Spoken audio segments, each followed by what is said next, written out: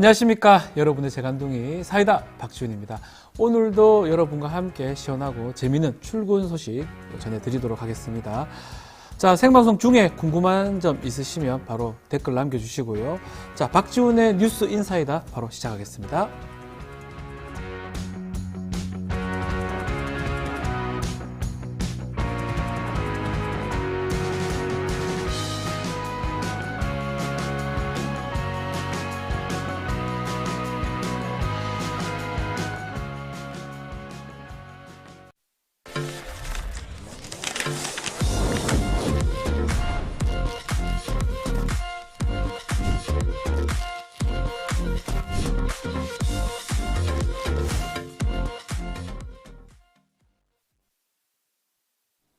자, 바쁜 아침 오늘 꼭 알아야 할 뉴스 꼭 전해드리겠습니다. 듣기만 해도 이해가 쏙쏙 뉴스 픽 시간인데요. 자, 오늘은 전현주 뉴스토마토 기자와 함께하겠습니다. 안녕하세요. 네, 안녕하세요. 네, 자 먼저 국무총리 또 대통령실 비서실장에 대한 하마평이 무성했는데 어제 드디어 비서실장하고 정무수석 발표가 됐습니다. 네, 맞습니다. 윤석열 대통령이 어제 새 대통령 비서실장에 정진석 국민의힘 의원을 낙점했습니다. 네. 윤 대통령은 정 의원은 15년간 기자로 근무한 뒤 5선 국회의원을 역임한 인물로 우리나라 정계에서 두루 원만한 관계를 하고 있는 것으로 소개했는데요. 비서실장도 비서실장이지만 어제 이 내용을 발표하는 방식에 대해서 많은 관심이 쏠렸습니다. 대통령은 생중계로 직접 인선을 발표하는 방식을 택했는데요. 오후에도 방송 생중계를 통해서 정무수석에 재선을 지낸 홍철호 전 의원을 임명했습니다. 자, 지금 보면 이제 의원들이에요. 의원 출신. 이전에 좀 관료 출신들이 좀 많았던 것 같은데 의원 출신으로 꾸렸던 그 이유가 있을까요? 네, 이번 인사는 이 총선 패배에 대한 책임을 지고 참모진들이 사의를 표명한 데 따른 후속 인사라는 점을 좀 참고를 해야 하는데요. 네. 총선 패배의 주요 원인으로 대통령실의 소통 또 협치가 부족했다라는 점이 꼽히는 만큼 정치 경험이 있는 전현직 의원들을 배치한 것으로 풀이되고 있습니다. 또 이는 여의도와의 소통을 좀 더 확대하려는 윤 대통령의 의중이 담겼다 이렇게 아하. 해석이 나오고 있는데요. 실제 윤 대통령이 어제 이제 정치하는 대통령이 되겠다. 정치한 이렇게 대통령. 네, 말씀하셨잖아요. 네. 그래서 앞선 2년과 달리 또 여의도와의 접점을 늘릴 수 있을지 지켜봐야겠습니다. 자, 윤석열 대통령이 이제 본격적으로 인사 개편을 시작한 것으로 보입니다. 자, 어제 인사도 인사지만 윤 대통령 지난 2022년 취임 100일 기자회견 이후로 처음으로 기자 앞에 섰습니다. 놀라운 일인데요. 통치 스타일의 변화를 주려고 하는 겁니까? 네, 앞서 이제 정치하는 대통령이 되겠다 네. 하면서 스타일도 많이 바꿔야겠다 이렇게 참모진들에게 말한 걸로 알려지고 있는데요. 여기서 말한 이 스타일의 변화는 윤 대통령 하면 떠올랐던 이제 독선 네. 또 고집스러운 이미지를 탈피하겠다 이렇게 해석이 되고 있는데 그 시작으로 어제 인선을 직접 발표하고 또 기자들의 질문도 받았습니다. 네. 브리핑룸에 들어서면서는 또 가벼운 농담도 던지고 미소도 지었던 걸로 전해지고 있는데요. 윤 대통령이 기자회견 형식으로 질문을 받은 건 취임 100일 기자회견이 마지막이었습니다. 네. 어제 대통령은 오전과 오후 브리핑에서 각 2개의 질문을 받아서 총 4개의 질문을 답했는데 질문 주제는 소통 방식, 영수회담 의제, 또 앞으로의 국정 방향, 후임 총리 진영에 대한 것이었습니다. 또 대국민 소통 강화에 나서면서 윤 대통령은 언론사 간부와 만나는 방안도 검토 중인 것으로 전해지고 있습니다. 언론사와 만나는 방안까지 검토를 하고 있다. 스타일을 좀 많이 바꾸려고 하는 것 같은데요. 자, 일단은 인선 결과를 두고 여야 반응도 한번 살펴볼까요? 네, 야당에서는 이번 인사를 두고서 민의를 외면한 인사라는 목소리가 강하게 나오고 있습니다. 정진석 비서실장 임명 발표 후에 민주당은 정 의원은 친윤 핵심 인사로 그동안 국민의힘이 용산 대통령실의 거수기로 전락하도록 만든 장본인이다라면서 불통의 국정을 전환하라는 국민 명령을 외면한 인사다 이렇게 비판을 했고요. 또 이준석 대혁신당 대표도 대통령께서 평정심을 찾아야 한다. 지금 조언자라고 남은 사람이 몇 명이 될지 믿을 수 있을지도 모르겠다면서 부정적인 입장을 보였습니다. 반면 국민의힘 지도부는 정 의원은 소통의 적임자라면서 환영하는 뜻을 내비쳤는데요. 네. 정진석 실장은 대통령 정무수석과 여당 비대위원장을 지낸 인물입니다. 윤 대통령과는 또 동갑내기 친구인데요. 그만큼 동갑내기 친구인 만큼 격이 없는 소통이 가능할 수도 있겠다라는 반응도 나오지만 또 쓴소리를 또 제대로 할 수 있겠냐 이런 우려의 목소리도 나오고 있습니다. 실제로 또 오늘 아침 동아일보 사설에는 2년 새 세 번째 비서실장 윤 안 바뀌면 누가 된들 다를까라면서 이번 인선에 대해서 우려의 목소리를 내비치기도 했습니다. 결국 비서실장이 중요한 게 아니고 본인이 중요하겠죠. 본인이 잘해야지 비서실이 보좌를 좀 잘하지 않을까 생각도 듭니다. 자, 정진석 의원이 어떻게 할지 한번 지켜보기로 하고요. 자, 주말부터 시작해서 영수회담에 대해서도 관심이 뜨거운데요. 당초 어제 자세한 영수회담 시기, 의제를 좀 논의하려고 했는데 뭔가 좀 순조롭게 진행되는 것 같지는 않습니다. 네, 맞습니다. 당초 어제 윤석열 대통령과 이재명 대표 영수회담을 위한 실무 협의가 예정돼 있었는데 네. 취소됐는데요. 민주당은 대통령실이 일방적으로 취소 사실을 통보해 왔다고 밝혔습니다. 이날 윤 대통령이 신임 비서실장과 정무수석 인선을 단행한 게 이 불발 원인인데 대통령실은 오후에 정무수석 교체 발표가 예상됨에 따라서 이재명 대표 비서실장에게 양해를 구한 것으로 전해지고 있습니다. 네. 이번 실무협의 무산 이후에 향후 실무협상 일정은 아직 정해지지 않은 것으로 전해지고 있는데요. 어제 홍철호 전 의원이 정무수석에 오르면서 민주당과 협의를 계속 이어나가겠다라고 말했습니다. 홍 수석은 오늘 바로 한 실장을 만날 수 있도록 하겠다고 말하면서 예정보다는 한 반나절 정도 미뤄진 것으로 보입니다.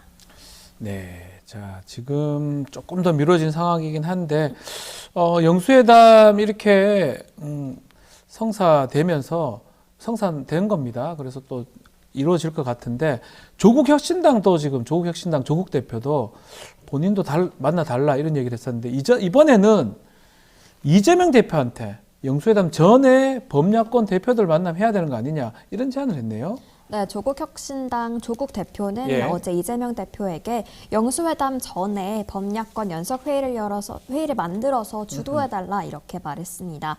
영수회담 전에 야권 대표들을 만나서 총의를 모은 후에 윤 대통령을 만나면 더 큰 힘이 실릴 거라는 게 그 이유였는데요. 네. 조국 대표는 범야권 대표 연석회의를 열어서 법률과 정책에 대한 의견을 교환할 수 있길 기대한다 이렇게 말했습니다.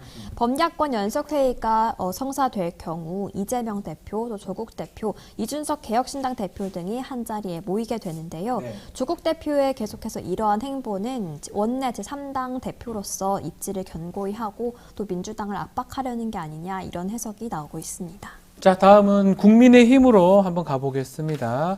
자, 국민의힘 같은 경우는 어제입니다. 총선 참패 수습을 위해서 국민의힘 두 번째 당선인 총회를 열었는데요. 어떤 내용이 오갔습니까? 네, 어제 진행된 당선인 총회 시작부터 네. 윤재욱 원내대표가 비대위원장직을 맡지 않겠다 이렇게 선언을 했습니다. 윤재욱 원내대표가요. 네, 그동안 국힘 내부에서는 윤 원내대표를 비대위원장으로 하는 이 실무형 비대위를 네. 꾸리자 이런 얘기가 많았었는데요. 결국엔 어렵게 됐습니다. 대신 국민의힘은 차기 원내대표 선거를 5월 3일로 당초보다 일주일간 앞당겨 치르고 네. 새로 선출된 원내대표가 당 수습 방향을 결정하기로 결정했습니다. 네. 또 영남권 당선인과 친윤계는 관리형 비대위를 주장해왔고 또 수도권 당선인과 낙선인은 혁신형 비대위로 주장을 했었는데 당내 엇갈린 목소리가 나왔었는데 결국 관리형 비대위로 가닥이 잡혔습니다. 네. 또 당원 100% 투표로 대표를 선출하는 현행 당원 당규에 대한 입장차도 어제 감지가 됐는데요. 아하. 당원의 상당수가 영남에 체중된 만큼 여론조사를 병행해서 수도권 민심도 반영해야 된다는 목소리가 나왔습니다. 아마도 좀 수도권 의원이나 수도권 지역위원장, 당협위원장 같은 경우는 좀 민심도 같이 반영하자 이런 의견을 내고 있는 것 같습니다. 영남권 좀 의원들하고 차이를 보이고 있는데요. 자, 계속해서 당선인 총회를 열고 비대위 논의를 하는 거는 아마 앞으로 총선 참패를 딛고 더 나은 방향으로 나아가기 위해서 좀 그런 것 같은데, 그래서 총선 백서 테이프 구성하기로 했다면서요? 네, 국민의힘 총선 당선인 총회에서 조정훈 의원을 위원장으로 하는, 잠시만요, 저 물 좀 마실게요. 네, 목이 메입니다. 예.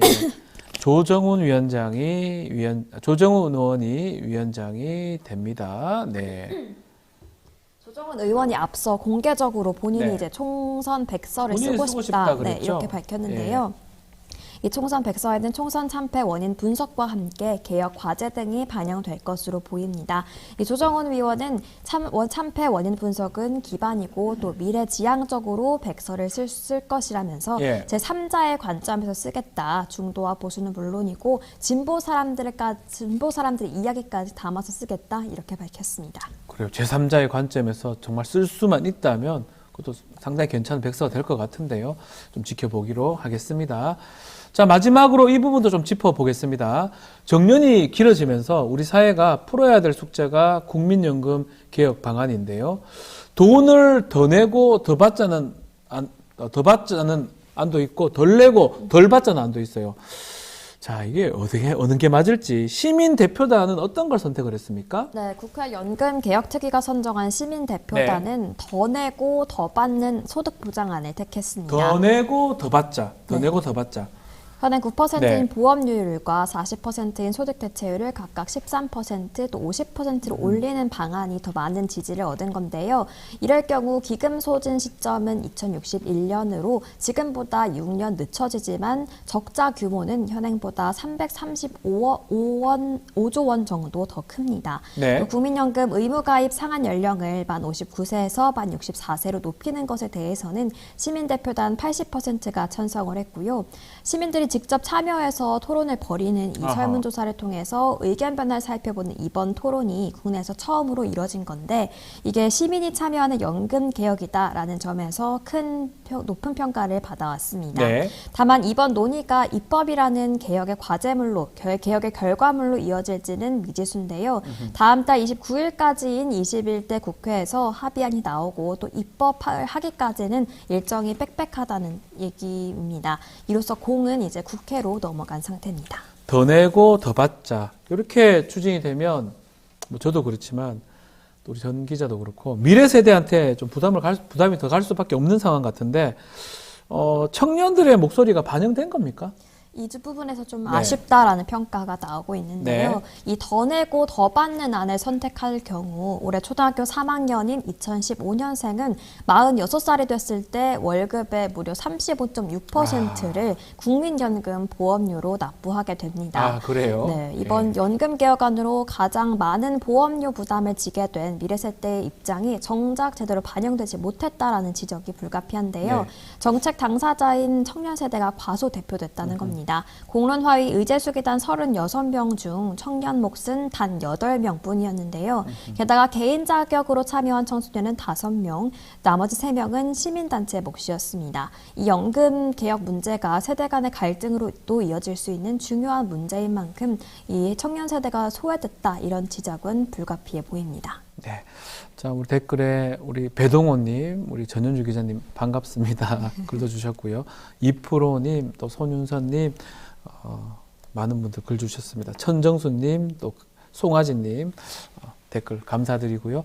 자, 오늘 전현주 기자 수고하셨습니다. 감사합니다. 고맙습니다. 네. 생방송 댓글 참여 계속 부탁드리겠습니다. 저는 잠시 후에 의사당 1번 출구로 다시 돌아오겠습니다. 잠깐만 기다려 주십시오.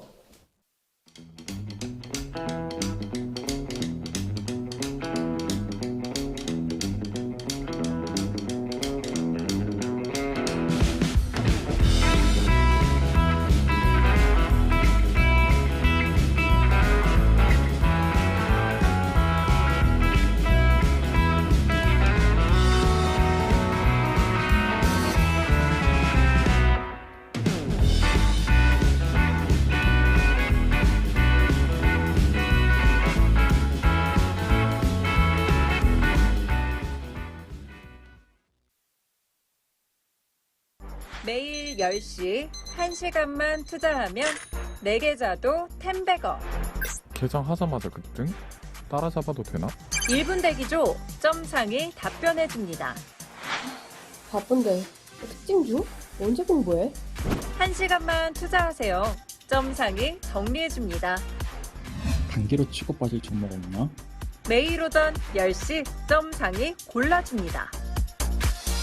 매일 오전 10시엔 점상을 잡아라. 유튜브에서 점상 시크릿을 검색하세요. 자, 언젠가는 여의도에서 비상한 날을 꿈꾸는 청년 정치인들과 함께하는 최근 정치 이슈를 짚어보는 시간입니다. 신인규 변호사, 황희두 노무현재단 이사 두 분 오셨습니다. 안녕하십니까? 네, 안녕하십니까. 네, 여의도 꿈은 항상 꾸고 계시는 거죠? 네, 뭐 꿈은 항상 있지만은 네. 뭐 제 뜻대로 다 되는 건 아니기 때문에 네. 가장 좋은 때에 가장 좋은 기회를 기다리고 있습니다. 황희두 이사도 꿈 꾸고 있는 거죠? 저는 뭐 꼭 여의도에 입성해야만 정치라는 게 아니라고 생각해서. 아, 이 생활 정치도 정치인 거죠, 네. 그죠? 자, 그런 것도 있네요. 네, 맞습니다. 젊은이들을 위한 또 그런 정치를 좀 하겠다. 두 분 보면 막 든든해서 제가 한번 말씀 한번 더 드려봤습니다. 여기서 뵈니까 반갑습니다. 네. 자, 뭐 제가 어색하기도 한데 두 분 오니까 너무 즐거워서 또 행복해서 또 이런 질문을 드렸고요. 자, 어제 윤석열 대통령 인선부터 좀 들여다보겠습니다. 정진석 의원을 신임 비서실장으로 임명을 했고요. 또 홍철호 전 의원을 정무수석에 임명을 했습니다. 이 두 사람 인선 뭐 이례적으로 대통령이 기자 앞에서 직접 발표까지 했는데요. 자, 우선 해당 인사에 대해서 어떻게 평가를 하시는지요? 뭐 저는 뭐 혹시나 해도 네. 역시나 하는 역시나입니까? 인선이다라는 생각이 들 정도로 사실 그 정진석 비서실장 같은 경우에는 네. 이게 그 정당 민주주의를 국민의힘 내에서 가장 앞서서 파괴했던 분이거든요. 다들 기억하시겠습니다마는 이준석 대표 축출 국면에서 제가 그때 이제 가처분을 대리를 해서 네. 당시 이제 주호영 비대위원장을 직무정지를 법원에서 시켜놨더니 정진석 위원장 이분이 들어오셔가지고 네. 당원 당규를 막 바꾸기까지 해서 본인들의 그런 만행을 정당화했던 그런 흑역사가 있는 분인데 이런 분을 임명을 했다라는 것은 참 문제이고 또 하나는 정진석 비서실장이 이번에 낙선을 했습니다. 네. 그다 국민들의 평가가 이루어진 건데 아. 국민들의 심판을 받은 사람을 데려다가 지금 위기에 빠진 정권을 구해보겠다. 이게 앞뒤가 좀 안 맞거든요. 네. 근데 저는 뭐 그나마 의미를 부여하자면 정진석 실장이 그래도 충청을 대표하는 정치인이기 때문에 표면적인 중도 확장 정책 아닌가. 아하. 근데 별로 효과는 없을 걸로 생각이 듭니다. 어떻습니까? 지금 신인규 변호사는 아주 좀 안 좋게 지금 혹평을 좀 한 것 같은데. 저는 이거 보면서 좀 막장이라 생각이 들었는데. 막장입니까? 왜냐하면 이게 그 실제로 뭐 식민지 컴플렉스에서 벗어나야 된다는 얘기를 해가지고 또 많은 국민들의 분노를 키웠고 예.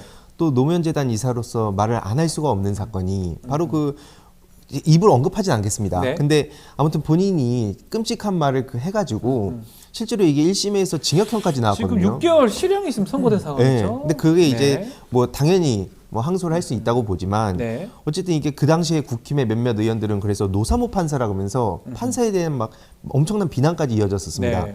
근데 이게 제가 생각하는 게 뭐냐면 온라인에서 저는 계속 노무현 전 대통령에 대한 끔찍한 수위에, 그러니까 비판이 아닙니다. 끔찍한 수위에 막 망언들이 나오고 네. 그 계속 조롱하는 밈 같은 게 나오고 있는데 저런 망언을 했던 사람이 심지어 실형까지 받은 사람이 대통령 비서실장으로 가면 그런 행동을 하는 사람들이 뭐라 생각하겠습니까? 아하. 야, 저렇게 해도 대통령 비서실장이 되면 또 이 정도 뭐 하는 게 뭐가 그렇게 문제지? 이런 식으로 정당화를 시켜줄 수 있어서 매우 우려하는 거고 이게 뭐 지금 총선을 참패한 사람의 판단이라고 볼 수 있는 건가?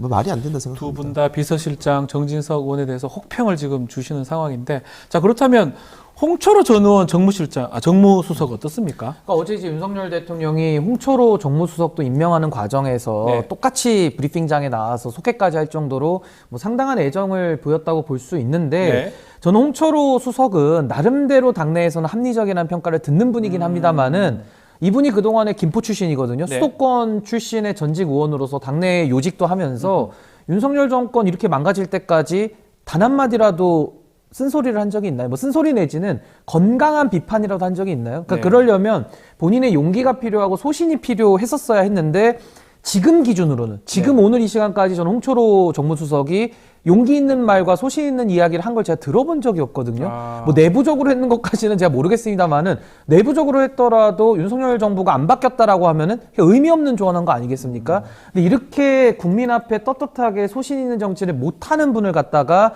정무수석으로 발탁해서 앉혀놓으면은 그냥 월급만 받는 거 아닐까요? 물론 이분이 그 아주 성공한 기업가 출신이라서 뭐 치킨이죠. 치킨집 그거라서 네. 그 무슨 뭐 돈을 위해서 일을 하신 건 아니겠습니다만은 국민을 위해서 일할 공복으로서 지금 윤석열 정권의 이 강력한 폭주를 제어할 그런 정무수석으로서의 적임자냐? 저는 뭐 그냥 하나만한 인선이다. 뭐 이분 아니고 누가 들어가도 전 결과는 똑같을 것이다라고 생각합니다. 강하게 신은기 변호사님 말씀하셔서 그렇습니까? 하나만한. 잘 모르는 분이어서 이것저것 이렇게 좀 찾다 보니까 예. 그런 얘기가 있더라고요. 아까 치킨 얘기 하셨는데 예. 평소에 저희 그 뭐 치킨 좋아합니다. 되게 좋아하긴 합니다. 그 밥을 잘 사는 정치인이다. 뭐 그런 얘기가 있어서 그래서 뭐 야당에도 사람들 만나서 밥 잘 사줘라. 뭐 이런 의미로 한 거 아니냐는 얘기도 있다는데 뭐 사람들이 뭐라고 생각하겠습니까? 뭐 근데 사실 이 홍철호 수석보다도 앞에 그 정진석 비서실장이 네. 너무 세가지고 예. 뭐 그냥 굳이 세게 비판할 생각은 없어요. 인선은 사실 어떻게 보면 메시지가 될 수 있는 거잖아요. 네. 대통령이 앞으로 어떻게 할 것이다. 이런 메시지가 인선으로 이렇게 드러나는 건데 딱 그런 측면에서는 두 분 다 좀 아쉽다. 이렇게 표현을 하신 걸로 좀 이해가 됩니다. 저는 아쉽다보다는 네. 윤석열 대통령이 아직도 정신을 못 차렸다. 이렇게 표현하는 게 저는 정확할 것 같습니다. 이제 아쉬움은 없는데요. 네. 정신을 못 차렸습니다. 저는. 만약에 신은규 변호사님이 네. 참모라든지 그러면 비서실장 이렇게 간다 그러면 극구 반대하셨을 겁니까? 아니 저 같으면은 당연히 직원을 하는 것이고 제 직원이 수용이 안 될 수 있지 않습니까? 그럼 제가 직을 그만둬야죠. 근데 지금 대통령실에서도 그만둔 사람 있습니까? 아하. 다 그나물의 그 밥 아닌가 이런 평가를 듣는 겁니다. 자, 그럼에도 어제 눈에 띄었던 거는 인사 발표 후에 기자들하고 뭐 질의응답도 했던 부분, 또 중간중간에 뭐 미소를 보이기도 하면서 정치하는 대통령이 되기 위한 노력 보였다고 생각이 드는데 변화된 모습이라고 좀 보이는 거죠. 어떻게 평가하십니까? 그렇게 안 보여서 앞에 아, 저도 보입니까, 비판했는데 그 이 정치하는 대통령이라는 것도 나중에 보니까 그게 국민들을 대상으로 한 게 아니라 참모들한테 뭐 했다는 얘기란 그런 내용이 나오더라고요. 네. 그러니까 이게 앞에 뭐 말씀 주셨지만 총선을 참패하고 인사 자체를 이런 식으로 해버리면 네. 다른 모든 내용들이 의미가 없어진다 봅니다. 그러니까 근데 아까 뭐 아쉬움도 없다고 말씀하신 것도 원래 뭐 기대가 있어야 그래 좀 이건 아쉬운데 이런 생각이라도 드는데 네. 이미 2년 동안 사람들이 그 판단을 했고 네. 그래서 이번 총선에서 많은 국민들이 마음을 딱 뜻을 보였고 그리고 나서도 지금 이런 소식을 딱 보여주니까 이건 뭐 답이 없다 이제. 네. 그래도 좀 두 분 나쁘게 좀 얘기를 하시는데 질의응답하는 모습은 거의 처음이고 직접 발표한 것도 처음 아닙니까? 근데 저는 윤석열 대통령이 어제 그 이제부터 정치하는 대통령이 되겠다 이 말이 얼마나 모순 덩어리면서 본인 스스로 부끄러워해야 될 말이냐면요. 우리 박지훈 변호사님이 한 10년 이상 방송을 하셨잖아요. 네, 맞습니다. 근데 앞으로 방송하는 변호사가 되겠다 이렇게 얘기하는 거면은 그 앞뒤가 안 맞지 않습니까? 그동안도 방송을 너무 많이 해오셨는데, 그러니까 제가 윤석열 대통령에게 드리고 싶은 말씀은 이제 정치하는 대통령이 되겠다라는 얘기는 본인의 임기 절반을 정치 안 했다는 얘기예요. 말이 안 맞다는 거네요. 그 제가 한 6개월 전에 어느 방송 나가서 예. 정포대라고 제가 별명을 붙여드렸거든요. 뭐죠? 이게 바로 정치를 포기한 대통령이다. 그럼 제 말이 맞다라는 걸 또 인정해버린 꼴 아닙니까? 그래서 저는 윤석열 대통령이 앞으로 정치를 하겠다. 너무 잘못된 인식을 보여줬는데 고작 변화라고 보여준 인선 자체가 정진석 비서실장의 수준이라면은 앞으로 저는 윤석열 대통령의 후반기는 이제 국포대가 될 것이다. 국포대는 뭐죠? 이제 국정을 포기한 대통령이 되는 거죠. 세게 좀 말씀하시면 그래서 저는 윤석열 대통령이 지금 총리조차도 임명 못하고 있지 않습니까? 네. 뭐 내부적으로 고민이 많겠습니다만은 이 정도의 실력과 이 정도의 현실인식을 갖고 있다라고 한다면은 앞으로 저는 윤석열 대통령이 할 수 있는 것이 없을 것이다. 그래서 남은 임기 3년이 저는 윤석열 대통령도 불행하겠지만은 대한민국 국민들이 이 너무 큰 고통을 지금 대기하고 있다라는 생각이 좀 들었습니다. 그러니까 뭐 정치하는 대통령 아마 약간 협치라든지 뭐 이런 의미를 아마 부여한 게 아닌가 생각도 들기도 하는데 좀 그렇게 말씀처럼 그런 게 좀 가능할 걸로 봅니까? 이제 기자들도 보고 했으니까 어떻게 보십니까? 그러니까 아까 말씀드렸듯이 이게 내가 그런 의지를 보인다기보다는 참모들한테 이제 메시지 낼 때 참모한테 보이는 겁니까? 그렇게 얘기를 했다고 나와서 네. 그걸 보면서 아직도 정신 못 차렸고 그럴 생각도 없어 이렇게 저는 생각을 했고요. 네. 그리고 제일 중요한 건 1년 5개월 만에 기자들 앞에 서서 질문을 뭐 받았다는 거 아니에요. 네. 오죽하면 이게 무슨 뭐 소통이 기대가 된다는 식으로 보도까지 나오던데 질문 뭐 2개인가? 그 뭐 그냥 하나만 난 소리하고 그 심지어 마이크 옆에서 빠져가지고 얘기하다 그냥 들어가더라고요. 예. 근데 오죽하면은 여기에 소통이라는 얘기가 나오냐? 오죽 못했으면. 아하. 그러니까 이게 앞으로 어떻게 갈 건지는 뻔히 보이는 거죠. 사실 대부분의 그 시민들도 네. 판단을 다 끝냈다 봅니다. 저는 어제 그 디테일한 장면 아마 보셨을지 네, 모르겠는데 어떤 거죠? 대통령이 나와가지고 마이크는 가운데 놓고 양쪽에 떨어져서 이야기를 하니까 그러니까요. 이 수음이 안 되는 겁니다. 아. 그래가지고 그 대변인이 아마 사회를 봤던 것 같은데 대변인이 좀 대통령님 마이크 쪽으로 좀 가서 발언 좀 해주십시오라고 한 2번인가 얘기를 하는데 대통령이 거부하면서 안 가더라고요. 그 제가 그걸 보면서 뭘 느꼈냐면은 네. 아니, 본인을 위해서 지금 가라는 게 아니라 취재하는 분들이나 국민들이 안 들리니까 가라는 건데도 대통령이 그 사소한 것도 고집을 부리면서 말을 안 듣는 모습을 보면서 야 참모들도 더 이상 이제 입이 아프겠다. 그러면 입이 아프면 그 자리에 왜 있나? 사표 쓰고 나와서 딴 일을 하지 그 자리에서 월급만 받아먹고 있는가? 진짜 그런 생각이 좀 들어가지고 참 그 어제 드러나지 않은 아주 숨은 1인치의 장면 아니었나라는 생각이 좀 듭니다. 댓글에 우리 신인규 변호사님 세다. 마시멜로님은 발음만 하는 신인규. 그리고 발언 세네. 그리움 미아님까지 글을 또 주셨습니다. 아마 뭐 신인규 변호사가 느끼는 아마 말씀을 좀 주신 게 아닌가 생각이 드는데 지금 후보자, 특히 신임 국무총리 후보자도 지명을 좀 해야 되는데 언제쯤 이루어집니까? 어쩌면 더 중요한 게 국무총리 후보자 아니겠습니까?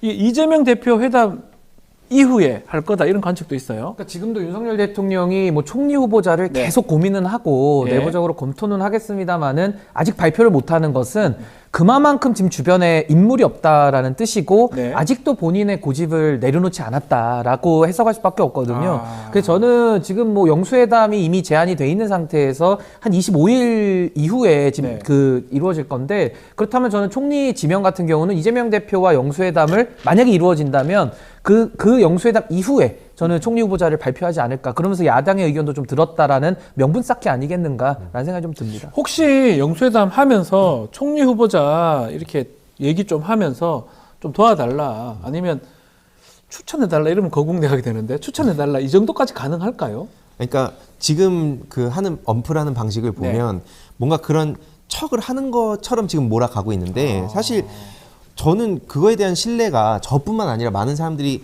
가질 수가 없다고 보는 건 네. 계속 본인이 이 말 해놓고 바로 또 취소하고 뭐 이제 그 실무 협상을 한다고 해놓고 또 갑자기 취소하고 그래서 민주당에서도 뭐냐 이게 또 이러니까 또 홍준표 수석은 아 이거 뭐 반나절 늦춰진 것뿐이다 이런 식으로 가볍게 얘기를 하거든요. 네. 근데 이런 거 하나하나가 계속 신뢰가 무너지면 나머지 만나서 무슨 얘기를 한들 만든 사람들이 무슨 기대를 하겠습니까? 그러니까 사실 그 박영선 총리 얘기도 꺼내가지고 네. 또 떠들썩하게 만들지 않았습니까? 이게 뭐 민주당에 폭탄을 던지려는 건지는 모르겠습니다만 결국에는 보수 진영의 폭탄이 더 크게 터졌어요. 네. 그래서 이런 상황을 두고 누가 진지하게 이런 소식들을 접하겠나 그런 생각이 많이 듭니다. 그 부분이거든요. 지금 실무회의를 하기로 했는데 무산을 시켰다가 뭐 조금 뭐 홍철호 수석이 반나절 늦춰진 것밖에 안 된다. 근데 이제 일방적으로 취소한 것 때문에 민주당은 좀 반발을 하고 있는 상황인데 그 부분 어떻게 보십니까? 그러니까 저는 윤석열 정부의 이런 업무 처리 스타일이 이제는 거의 국민들께 다 드러났다라고 생각하는데요. 제가 뭐 잼버리까지 올라가지도 않겠습니다. 네. 잼버리처럼 무능한 면을 보이기도 했지만은 지금 이 상황은 윤석열 정부는 거의 문제를 계속 만들어내는 스타일이거든요. 그러니까 이를 꼬아버린다고 할 정도로 뭐 꽈배기 정부 아니면 양봉 정부 아니냐. 양봉업자처럼 양봉 정부로 양봉업자. 예, 그 뭘요? 마스크 쓰고 들어가서 벌집을 쑤셔야 되거든요. 아. 그러니까 이제 그런 수준인데 제가 예를 들게요. 예. 보통은 대통령의 비서실장이나 총리는 임기 초에 정치인을 임명하고 임기 말로 갈수록 관료를 임명합니다. 이게 프로토콜이거든요. 예. 근데 윤석열 정부 어떻게 합니까? 임기 초에 관료만 주구장창 쓰다가 이제 임기 후반 되니까 아 인재 정치 좀 해보겠다. 힘이 빠질 때 정치를 하겠다. 아하. 이러면서 이제 정치인들 등용하는 것도 앞뒤가 바뀌었다라는 뜻이고 또 하나는 의대 정원 2,000명도 보면요. 의사들과 관계자들 얘기를 다 듣고 그 다음에 합리적인 안들을 국회와 상의하면서 증언을 하는 게 절차 아닙니까? 근데 먼저 했으면 2,000명을 문제 딱 때립니다. 없었겠죠. 예. 먼저 2,000명 때리고 총선 때까지 재미 보려다가 실패했죠. 네. 그러고 나서 지금 와가지고는 의사들 만나자 그래도 안 만나주고 다 꼬아버린 겁니다. 이런 네. 것처럼 이번에 정무수석의 교체 문제도 만약에 정무수석을 어제자로 교체할 거를 예상하고 있었더라면은 영수회담 제의를 그 이후에 해야죠. 아, 그렇죠. 아니 일의 순서가 안 맞지 않습니까? 아니 먼저 던져놓고 실무 조율은 들어가는데 짐 싸서 나갈 한호섭 정무수석이 이 일을 하면 그분이 자기 사무실 짐도 싸야 되고 네. 또 가서 얘기도 하면서 인수인계 돼야 되니까 모든 게 꼬이지 않습니까? 그래서 저는 어제 홍철호 수석이 그런 네. 좀 결례 아닌 결례를 전 야당에게 했다고 보거든요. 그러니까 일을 참 거꾸로 하는 이런 문제를 만드는 양봉 정부 아니냐라는 생각이 좀 듭니다. 야, 오늘 얘기 들어보니까 양봉 정부 이거 처음 하는 거죠? 그래도 처음 쓰는 거죠. 처음 쓰는 거죠. 이도경님께서 신인규님 맞는 말씀 공감합니다. 송문수님 신인규 변호사 화이팅.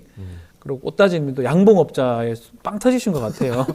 양봉업자 뭔 말인지 알겠습니다. 이거 쓰고 와서 찌른다는 그 그렇게 말씀 찌르면은 같은데. 본인은 사는데 나머지가 다 국민이 지금 그러니까요. 다 벌 막 이게 쏘이고 있는데 문제가 되는 거잖아요. 그 말씀을 공감합니다. 지금 하신 것 같습니다. 미리 만약에 정무수석 좀 임명할 것 같으면 영수회담 제의도 좀 나중에 하든가 하지 굳이 그렇게 해놓고 결국 이걸 또 막 뒤엉컬어 놓는다 이런 말씀을 지금 하신 것 같습니다. 공감하시는 거죠? 공감하고요. 예. 그 금요일 날 전화를 했다는 거 아니에요. 근데 예. 그때 또 한동훈 전 위원장한테도 전화를 하면서 그렇죠. 그게 또 본인이 안 하고도 옆에 쿠션을 넣어가지고 해서 예. 그게 또 국힘 안에서 이걸로 또 말이 나오고 있고 네. 그러니까 가면 갈수록 이게 무능하다는 건 진작 드러났었지만 네. 어떤 식으로 그러니까 이런 세세한 부분까지도 얼마나 막장이라고 하긴 또 그러니까요. 아무튼 못하고 있었는지를 지금 적나라하게 까여지는 상황이라고 봅니다. 한동훈 위원장 얘기를 했으니까 그날 제안을 했어요.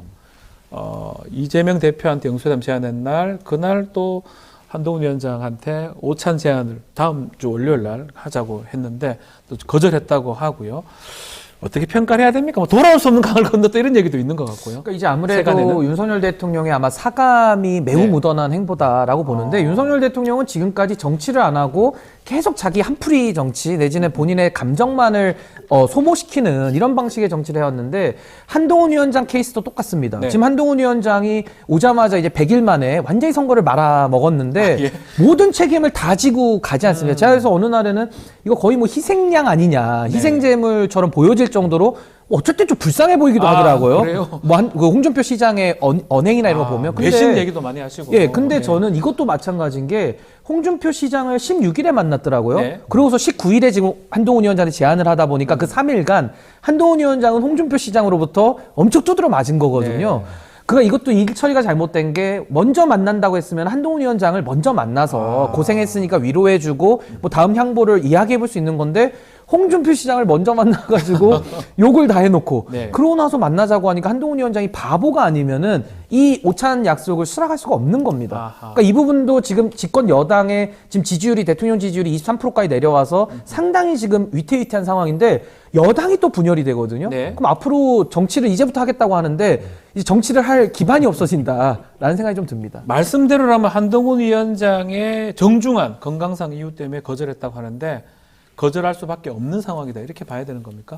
그렇죠. 왜냐면 이 한동훈 전 위원장도 어쨌든 본인 살 길을 찾아가지고 네. 특히 이번에 보니까 자꾸 까치발하고 다니고 기괴한 행동을 많이 했잖아요. 선거 과정에서. 기괴한가요? 예. 아니 뭐 이상한 막 공중부양하고 갑자기 네. 뭐 본인 옆에 후보가 있는데 옆에 치워버리고 본인 셀카 찍고 네. 그 과정에서 어쨌든 전효옥 씨 같은 경우에는 이제 BTS급 정치 아이돌이 탄생했다고 평가를 했었어요. 근데 그렇게 또 막 붕붕 뜨니까 네. 그래서 이제 국힘 내부에서도 뭐 선거를 저런 식으로 치르냐고 막 비판이 있었는데 네. 근데 이제 웃긴 게 그리고 나서 이 그 오찬 회동을 안 한다고 하니까 전효옥 씨가 연예인병 걸렸다고 또 비판하더라고요. 연예인병입니까, 그러니까 이것도? 본인이 BTS에 말도 안 되게 비교를 해놓고 네. 그러니까 그런 식으로 지금 국힘 내부에서도 이랬다가 저랬다가 하고 있고 이게 뭐를 원하는 거지 이분들은 이 생각이 좀 많이 듭니다.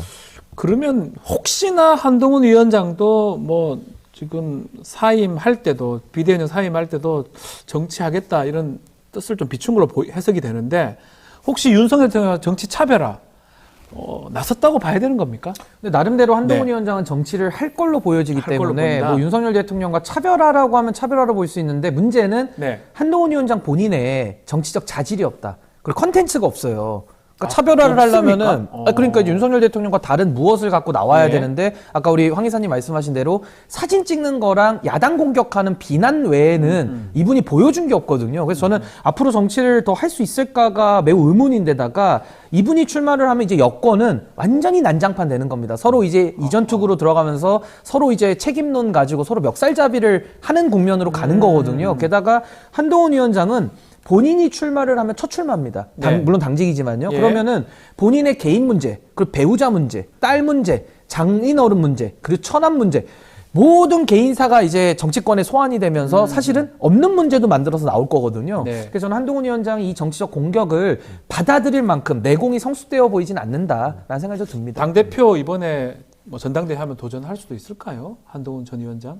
뭐 사실 원래대로면 이게 한다고 보는 게 납득하기는 어렵지만 지금 뭐 계속 페이스북 글도 올리고 네. 뭐 새벽에도 뭐 이렇게 메시지도 보냈다고 하고 하는 거 보면 뭐 그런 뜻이 있어서 그런 거 아닐까. 그리고 여기서 어쨌든 본인 입장에선 속내를 들여다보면 짜증은 날 것 같아요. 그러니까 그 비대위원장으로서 선거를 어떻게 치렀나랑 별개로 네. 결국 윤석열 대통령에 대한 심판 정서가 제일 컸는데 갑자기 이제 와가지고 나한테 다 네 잘못이야 이러면 사실 또 누가 그걸 받아들이겠습니까? 그럼 그게 그렇지 않다는 걸 보여주기 위해서라도 나오려고 이제 또 이것저것 얘기도 하고 그러니까 김경률 씨 같은 사람은 계속해서 또 뭐 윤석열 대통령이 이해 안 된다. 네. 지금 또 친윤계 비윤계의 싸움이 나고 있고 또 당선자랑 낙선자는 또 다른 얘기를 하고 있고 그렇죠. 기조도 다르고 그러니까 이 분열이 당분간은 그 수습이 안 될 거라고 근데 봅니다. 저는 좀 이해가 안 되는 게 한동훈 위원장이 이제 선거를 이끌은 이제 선장이고 책임자였는데 이번 선거 흐름은 정권 심판론이라는 건 뭐 모든 대부분 사람들 아는 내용 아니에요? 본인만 몰랐던 거예요?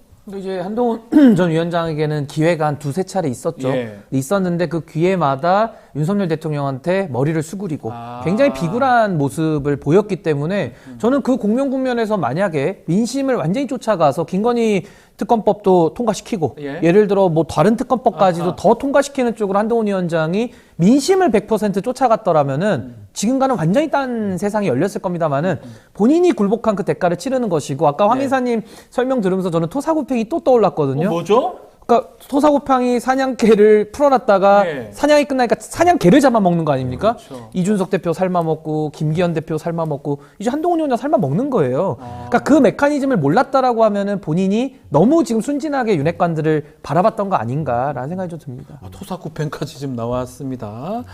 예, 뭐 진이 84님 희두 인규 좋아 두 분을 또 응원하시는 분들 많은 것 같습니다. 자, 국민의힘 얘기 좀 더 이어가면요. 두 번째 당선인 총회 어제 열었는데 윤재욱 원내대표는 비대위원장 고사를 했고요. 원내대표 선거 다음 달 3일 날 실시하기로 했습니다. 그리고 새 비대위원장은 윤재욱 원내대표가 본인이 추천하기로 했는데 국민의힘 상황도 한번 짚어주시죠. 어떻게 보고 계십니까? 우리 황희도 이사님은요?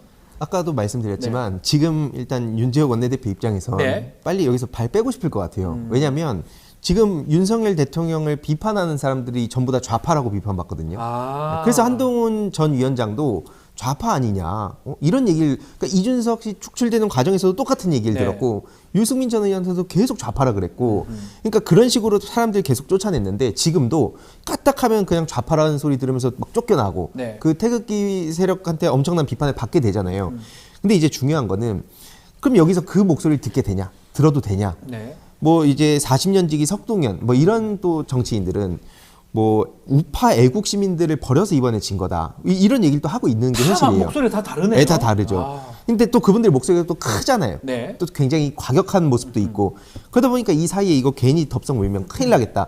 어쨌든 이런 정서를 가진 사람들이 다수일 거고 그럼에도 불구하고 또 내가 여기서 한번 이참에 이름값을 좀 알리고 싶다. 네. 이런 분들이 또 나올 수도 있겠죠. 근데 이거를 결국에는 수습해가는 과정이 본인들의 의지와는 무관하게 지금 윤석열 대통령이 보면 전혀 반성하는 모습 안 보이잖아요. 네. 어떻게 될지는 앞선 아까 언급하신 그 사람들을 보면서 판단하게 되겠죠. 쉽지가 않아 보이기는 것 같아요. 근데 않습니다. 이제 아마 이거 예. 보시는 많은 시청자분들께서도 이제 회사 다니시는 분들 많으실 텐데 네. 저도 과거 경험을 떠올려 볼 때 예. 회의가 많은 조직은 뭐가 안 되고 있다라는 뜻이거든요. 그러니까 망하는 회사라는 뜻이거든요. 회의를 너무 많이 한다. 근데 지금도 두 번째 당선인 총회를 한다라는 건 이거 아마 몇 번 할지도 모르겠어요. 앞으로. 네. 근데 이런 식의 회의만 계속한다라는 것은 진짜 구성원들한테 회의감만 주는 거거든요. 네. 이게 뭐 하고 있나라는 생각이 들 것이고 앞으로 국민의힘은 이제 이 망하는 회사에서 서로 책임론 내지는 누가 먼저 탈출하느냐 이제 이거 경쟁이 시작될 것이고 그 가운데에서 또 다시 기회주의가 작동을 할 겁니다. 그래서 그 다음에 또 신규 인물을 데려다가 세우든 네. 아니면 또 당내에서 누굴 발굴하든 또 줄서게 하면서 기회주의로 또 국민들을 속이려고 들 텐데 이제는 이 분식회계가 전 통하지 않을 거다라고 보고요. 저는 이제 이번 총선을 통해서 드러난 역사적인 의미는 네. 이제 국민의힘의 이 기득권 그리고 이 기회주의는 이제 역사 속으로 소멸돼야 된다라는 생각이 좀 듭니다. 알겠습니다. 자, 민주당 이야기도 잠깐 다뤄보겠습니다. 조정식 전 사무총장이 차기 국회의장 조건으로 이재명 대표와의 또 호흡을 강조하면서 국회의장은 물론 또 법사위원장, 운영위원장 다 가지고 와야 되겠다. 또 국회의장이 중립이 필요 없다 이런 얘기도 했거든요. 이 얘기도 한번 짚어주시죠. 어떻게 중립이 그러셨습니까? 필요 없다라기보다는 네. 이제 계속 그 기계적 중립을, 그러니까 물론 정치적 중립 중요합니다. 그만큼 그게 강조가 되었던 것도 네. 사실인데, 그러다 보니까 일이 아무것도 안 되는 거죠. 왜냐면 이렇게 딱 저희 세 명만 놓고 봤을 때도 신인규 위원장님과 제 의견이 완전히 충돌해서 아무것도 안 된다 하면 네. 그럼 결국에 아무것도 못 하게 되는. 왜냐면 이거 그렇죠. 하게 되면은 어쨌든 한쪽에서 말 안 들었다 이렇게 되니까 결국 그게 그냥 기계적인 중립으로 가게 되는 거고, 네. 그러다 보니까는 해야 될 일조차 못 하고 계속 발목이 잡히니까 이제 그런 거에선 좀 벗어나겠다 이런 취지로 전 이해를 했고요. 네. 네. 네. 어떻게 보십니까? 근데 저는 뭐 기계적 중립은 거부한다라는 아마 이 의미는 김진표 국회의장에 대한 저는 비판이라고 보고 저는 일견 타당한 면이 있다고 봅니다. 그리고 국회의장이라도 의전서열 2위로서 민심을 쫓는 국회를 대변하는 대표하는 저는 권위를 갖는 그런 국회의장이 당연히 나와야 되는 것인데 저는 그 지금 민주당에서 일련의 흐름을 보면 국회의장이 아니라 당심의장 뽑는 거 아니냐라는 생각이 좀 들거든요. 그러니까 다 이재명 대표에게 호소하는데 이재명 대표는 야당 대표 아닙니까? 예. 의전서열 8위거든요. 근데 8위가 2위를 만들 수는 없는 겁니다. 그래서 저는 당심의장으로 가는 건 매우 곤란하다. 그래서 전 이번에 누가 선출되더라도 그분은 당적 고려 없이 정말 민심만을 쫓는 국민의 의장이 되는 것이 국민의 뜻일 것이고 너무나도 기존 김진표 의장에 대한 반발심이 오히려 또 당심으로 저는 급선회하는 것은 매우 곤란하다. 그래서 저는 이번에 나오는 국회의장은 민주당에서 나오시겠지만은 민주당에도 같은 잣대를 들이대고 또 민주당이 잘못 갈 때는 야단도 칠 수 있는 저는 그런 좀 소신 있는 국회의장을 좀 뽑는 그런 과정이 돼야 될 것이다. 이렇게 이번에 생각합니다. 민주당에서 좀 최고에서 결의를 한 것 같아요. 원래는 단순 다수자가 이제 국회의장이 됐었는데 결선 투표 한다고 하는데 그건 어떤 의미라고 봐야 됩니까? 뭐 물론 여러 가지 해석이 있을 수 있는데 기존에 이대로 가면은 지금 많은 시민들의 요구도 추미애 국회의장 보고 싶다라고 가는 거잖아요. 추미애 의장. 예, 그래서 그걸 얘기. 또 약간 너무 그렇게 가는 거를 네. 제어하려는 거 아닌가라는 생각도 사실 들긴 합니다. 예. 근데 저는 그러니까 말씀하신 거에 다 공감을 해요. 네. 뭐 민심 100% 가야 되는데 딜레마는 아까 말씀드렸듯이 현실에서 이게 또 정치가 작동을 할 땐 결국엔 내 말을 안 듣게 되면 특히 이제 국힘 쪽에서 늘상 해왔던 게 한 1 정도 수위랑 10 정도 수위를 5대5로 만들어버려요. 네. 그걸 이제 같은 선상으로 놓고 야 니네 이거 했으면 우리 것도 들어야지라고 만드는 거를 여태까지 계속 해와서 많은 민주시민들이 야 이건 아니지 않냐. 아무리 그 물론 공정한 잣대를 들이댄다 해도 이거 해도 너무한 거 아니냐. 네. 이런 정서가 또 있기 때문에 그러니까 야 이번에는 한번 제대로 보여줘라. 다만 그렇다고 해서 당연히 민주당 뜻에만 전적으로 따르자는 건 저도 당연히 아니고요. 네. 근데 그게 그래서 항상 그 정치에서도 딜레마인 것 같습니다.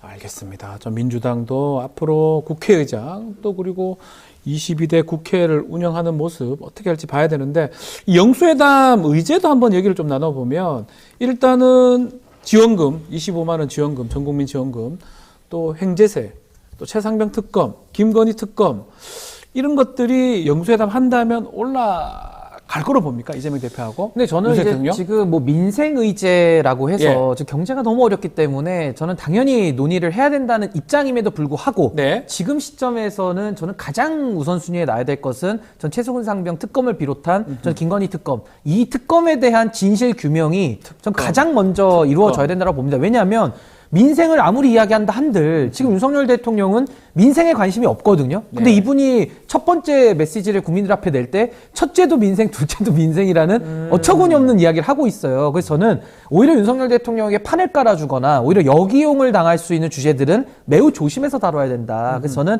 가장 국민들이 총의를 모아준 이 총선에서 드러난 국민적 민심을 갖다가 저는 우선순위로 첫 번째로 해결해야 된다. 그래서 저는 특검 의제를 저는 단일 품목으로 일단은 들어가서 저는 대통령과 단판을 짓는 것이 가장 필요하지 않을까. 민생보다는 그냥 특검, 최상병 특검 얘기해서 아니면 김건희 특검 얘기해서 이거 통과, 이거부터 먼저 해달라, 그 요청해야 된다 얘기를 하네요. 네, 동시에 그 고물가 고금리 예. 뭐 이 문제로 지금 살려달라는 목소리도 굉장히 또 같이 갔었거든요. 이번 그렇죠. 총선이. 그래서 그 얘기로 저도 굉장히 중요하다 보면 특히 어제 MBC에서 굉장히 중요한 단독 보도가 나왔잖아요. 네. 그 이시원 공직기강 비서관 전화했던 게 그래서 그걸 이제 연결해가지고 빠르게 민주당에서도 더 이거 그 목소리 내겠다, 특검 가겠다 이런 메시지를 내고 있는데.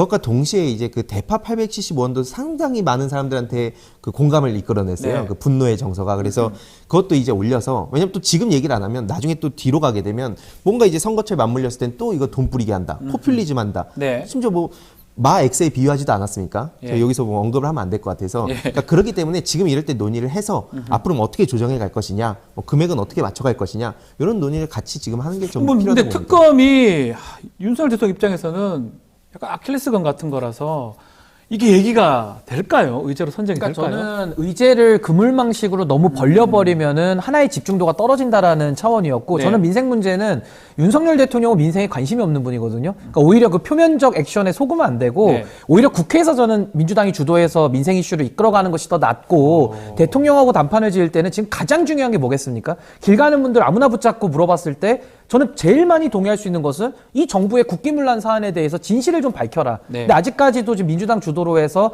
밝혀진 게 아직은 없습니다. 안타깝게도. 그래서 저는 이 국기문란 사안에 대해서 최소한의 저는 꼬리라도 물고 들어가는 최소한의 전 여지를 만들어야 되기 때문에 이 특검에 대해서 대통령에게 거부권 쓰지 말라는 엄중한 경고를 전 하고 들어오는 것이 맞고 그럼에도 불구하고 대통령이 거부권 쓰고 또 저항하면은 그 모든 책임은 대통령에게 넘어가거든요. 그래서 저는 이재명 대표가 상당히 좀 무겁겠지만은 좀 매우 지혜롭고 전략적으로 이번에 하지 않으면은 또 윤석열 대통령한테 당할 수 있다. 좀 매우 중요한 고비라고 생각합니다. 짧게 한마디만 네, 더 말씀 드리면 주십시오. 네. 신인규 위원장님처럼 이제 합리적인 보수면 저도 이제 거기에 공감을 많이 할 텐데 문제는 예를 들어서 이제 그동안 국힘 측의 세운 반응을 보면 네. 이러겠죠. 야 대표가 그렇게 언론에다 대고는 막 민생회복지원금 얘기하더니 대통령 만나서 입도 뻥끗 안 하고 왔어. 근데 내가 이거 사기치는 거 아니야? 네. 라고 얘기를 할 가능성이 매우 높기 때문에 이번에 가서 그 메시지도 전하고 오는 게 전 맞다고 생각합니다. 맞다고 오늘 댓글에 두 분이 청년 정치인들 이렇게 셌나요? 이렇게 질문들이 많아요. 예, 세네요. 뭐 저도 잘 모르지만 신인규 변호사님, 네, 얘기가 많이 나옵니다. 알겠습니다. 두 분 얘기는 오늘 여기까지 듣겠습니다. 신인규 변호사, 황희두 노무현재단 이사 두 분 감사합니다. 고맙습니다. 감사합니다.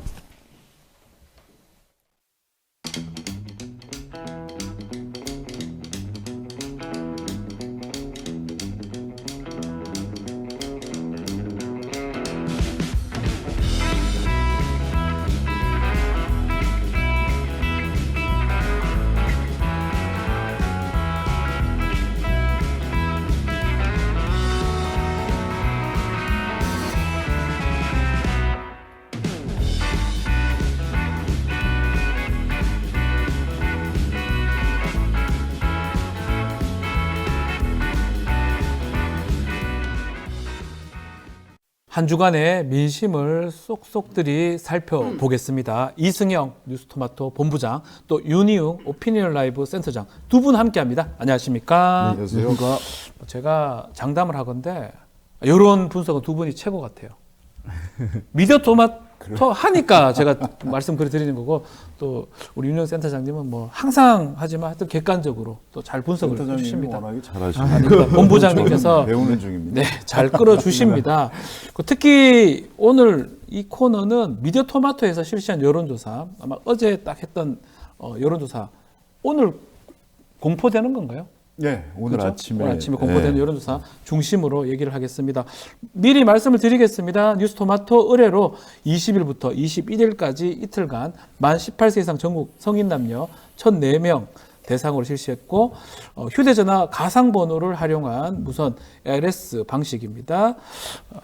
자세한 건 중앙선거 여론조사 심의회 홈페이지를 참고하시면 됩니다. 자, 뭐 미디어 토마토 조사 중심으로 얘기를 할 거니까요. 일단 정당 지지율도 좀 조사를 했는데 네. 호감이 가거나 조금이라도 지지하는 정당이 있는지 물어봤는데 결과는 어떻게 나왔습니까, 본부장님? 더불어민주당이 34.9%, 네. 국민의힘이 29.8%, 아하. 조국 혁신당이 17.8%, 그리고 지지하는 정당이 없다. 무당층이 6.4%, 예. 개혁신당이 5.5%, 그다음에 새로운 미래가 1.7%, 진보당이 1.3% 이런 순으로 나왔네요. 처음에 민주당 34.9대 국민의힘 29.8을 하니까 총선 전에 느낌 그대로 생각을 했는데 눈에 띄는 게 있어요. 17.8의 조국혁신당. 그럼 민주당하고 조국혁신당이 뭐 다른 정당이긴 하지만 합치면 뭐 50이 훨씬 넘어가는 상황이 돼버리는데 좀 눈여겨볼 만한 점이 있을까요? 일단은 조국 혁신당 정당 지지율이 상당히 이제 높아지는 네. 것이잖아요. 그러니까 조국 혁신당이 독자적인 정당, 자립적인 정당이 될 것이냐가 이제 사실은 최근에 이제 관심사 네. 중에 하나인 것인데 그 지표가 그러면은 어떤 것으로 볼 수 있느냐 하면 대략적으로 정당 지지율에서 안정적인 두 자릿수를 유지하느냐, 그다음에 거기에 구심점이 되는 인물이 차기 대권 주자 지지율 조사에서 뭐 5% 이상의 지지율을 유지하느냐, 예. 보여주느냐 정도가 그 정당이 독자적 정당으로서 이제 의미를 지속적으로 가져갈 것 같다라고 판단할 수 있는 근거일 것 같아요. 네. 예, 지금 그런데 최근에 나온 조사들을 보게 되면 그 두 가지 조건을 다 사실 충족하고 있는 상황이어서 앞으로 요 흐름이 쭉 가고요. 다만 이제 조국혁신당이 이제 17.8% 상당히 이제 높잖아요. 매우 높아요. 이건 높은 예. 거거든요. 이제 그런데 이게 그러면은 더불어민주당 지지도 만약에 더 높을 수도 있을 텐데 우리가 여론조사에서 중요한 것이 이거예요. 합의 100%라는 거. 예. 100이 넘어갈 수는 없는 거죠. 예, 그러니까 이제 수능 모의고사 점수를 생각하면은 나 열심히 공부하면 점수를 150점에서 110점 올릴 수 있잖아요. 예. 다른 친구들의 점수와는 상관없는 거잖아요. 그거는. 그렇죠. 그런데 모든 여론조사에서는 이런 이제 지지율 조사에 특히 그래요. 이제 합의 100%. 그러니까 내가 올라간다고 하는 것은 누군가가 떨어지지 않으면 불가능한 것이거든요. 예. 그러니까 그런 차원에서의 의미가 이제 있다고 할 수 있겠고, 그러니까 이제 더불어민주당이 총선 승리했으니까 사실은 더 올라갈 수도 있을 수 있는데 조국 혁신당이 이제 있음으로 인해서 더 추가적인 상승이 제약되는 측면이 있는 것이라고 할 수 있겠고요. 그런데 어쨌든 지금 자동답 방식이긴 하니까 이것은 이제 좀 정치 관심도나 또 정치에 대해서 알고 계신 분, 정보가 많으신 분들이 이제 많이 좀 참여하는 측면들이 있어요. 그러니까 사람 면접원이 하는 것에서는 요거보다 좀 낮을 가능성이 이제 있는데 그 차이는 이제 방식에서 차이가 있는 것이라고 봐주시면 좋을 것 같고요. 네. 지금 뭐 그런 상황으로 전개되고 있습니다. 예, 말씀하십시오. 이 때문에 좀 자신감이 붙은 것 같아요. 요즘 행보를 보면 어제도 그 영수회담 하기 전에 보자 이재명 대표. 보자라고 제안을 먼저 하고 야권 대표로 나가는 것이다라고 이재명 대표한테 말하자면 이렇게 애둘러서 표현한 거고 어제 또 페이스북에 10가지 또 그렇죠. 윤석열 대통령이 해야 될 영상을 일. 하지 않았습니까? 예. 거기 보면은 사실 이건 뭐 여의도에서 이미 떠돈 지 오래된 그 풍문을 갖다 직접 언급을 술 먹지 마라. 술 먹지 마라, 뭐 예. 극우 유튜버 보지 뭐 마라. 보지 말아라 이런 것들 이런 행보를 봤을 때 조국 대표가 탄력이 좀 붙었다. 자신감이 지금 생겼다. 17.8 정도면 그렇죠. 야 이게 뭐 위성 정당 소수 정당으로서는 상당히 높은 엄청난 거잖아요. 최근에는 없었던 현상이죠. 없었던 그러니까 현상이죠. 제3정당에서 이 정도 지지율을 얻는 현상은 근 10년 내에는 없었던 현상. 특히 호남에서 예. 특히 호남에서 지지도가 높습니다. 실제로 네, 이번 조국 비례 혁신당. 선거에서도 호남에서 더 네, 높았죠. 그렇죠? 더 높아지고 있고 거의 지금 민주당 수준의 버금가는 예. 수치를 보이고 있고. 이야. 그러니까 2010년 총선에서 국민의당이 이제 그 선거 전, 이제 직후, 이제 이럴 때는 뭐 20에 가까운 부분들 이제 있었는데 네. 그것이 이제 지속성을 갖지는 못했던 상황이거든요. 그런 면에서 봤을 땐 일정 부분 이제 뭐 의미 있게 진행될 가능성이 있어 보입니다. 네. 자, 조국 혁신당의 17.8% 이게 좀 눈에 띈다고 짚어주셨고요. 자, 민주당이 21대 마지막 본회의 다음 달 2일입니다. 최상병 특검법 처리할 예정인데 이거 관련해서도 대통령이 거부권 행사해야 될지 말아야 될지 물어봤는데 결과는 어떻게 나왔습니까, 본부장님? 네, 거부권을 행사하지 말아야 한다가 65.2%. 네. 거부권을 행사해야 한다 23.5%. 잘 모르겠다 11.3%. 이것도 지지율하고 비슷하게 가는 것 같기도 하고요. 어떻게 봐야 됩니까? 그러니까 정치 여론조사에서 이제 네. 이 정도 흐름 나오게 되면 뭐 한쪽으로 완전히 기울어져 있는 것이라고 할 수가 네. 있어요. 그래서 거부권 행사하지 말아야 한다라는 응답이 65.7%. 네. 뭐 우리가 한 70% 되면은 뭐 어떤 상식적인 거 물어보는 데 응답 결과 아니냐라고 얘기를 하긴 하는데요.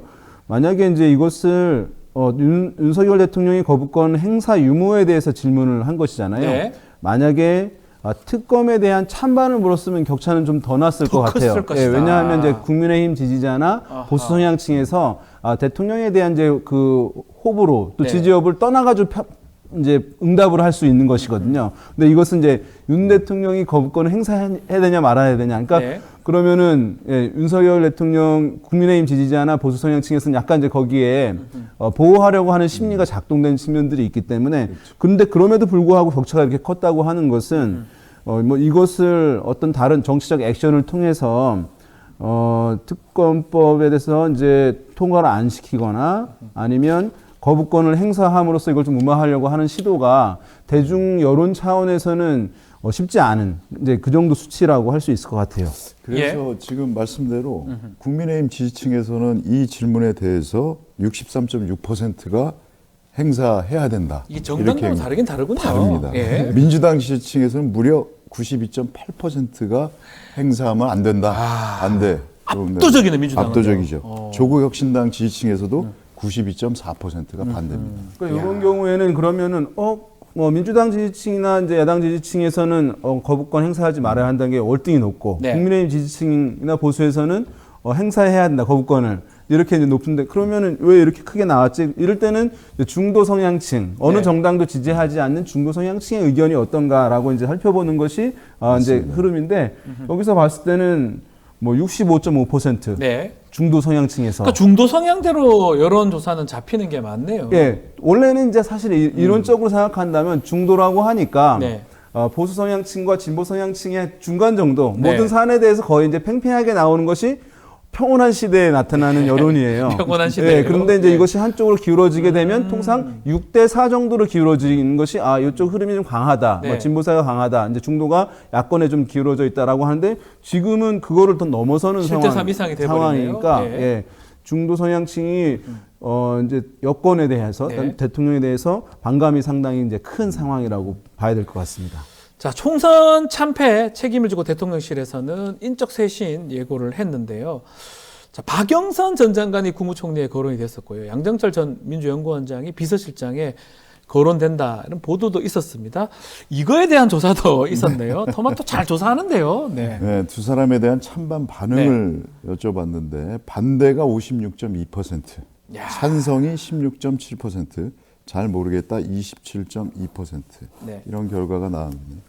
결국 여야 막론하고 두 사람 기용에 대해서는 좀 반대하는 의견이 높다. 네. 이렇게 해석을 해야 되겠네요. 그렇죠. 이제 네. 이게 이런 경우에는 뭐 좌우의 통합이 이루어졌다. 통합이다, 이렇게 이거는. 얘기를 하는데 네, 모처럼 의기투합했다. 그러니까 사실 이제 요 사안들은 우리가 합리적으로 생각해 보면 뭔가 좀 파격적인 아니긴 한데 네. 그러면 이 상황에서 보수 성향층이나 국민의힘 지지층에서는 다 이게 야당 측 인사를 갖다 써야 된다라고 하는 거는 어떤 자존심이 허락하지 않는 문제인 것이거든요. 그래서 예. 반대가 높을 수밖에 없는 것이고 또 민주당 지지층에서는 이게 어떤 이제 약간 야당에 굉장히 좀 관여도가 있거나 네. 그래서 이제 어떤 연결성이 좀 현재 시점에서 있는 사람이 권한을 갖고 임명이 된다라고 한다면은 네. 뭐 호의적인으로 평가하는 시각이 있을 수 있는데 일단 두 분 다 지금 현재로서는 거리감이 있는 상황이에요. 네. 예, 그래서 이제 지금의 이제 야권 주류하고는 거리가 있는 그런 상황이니까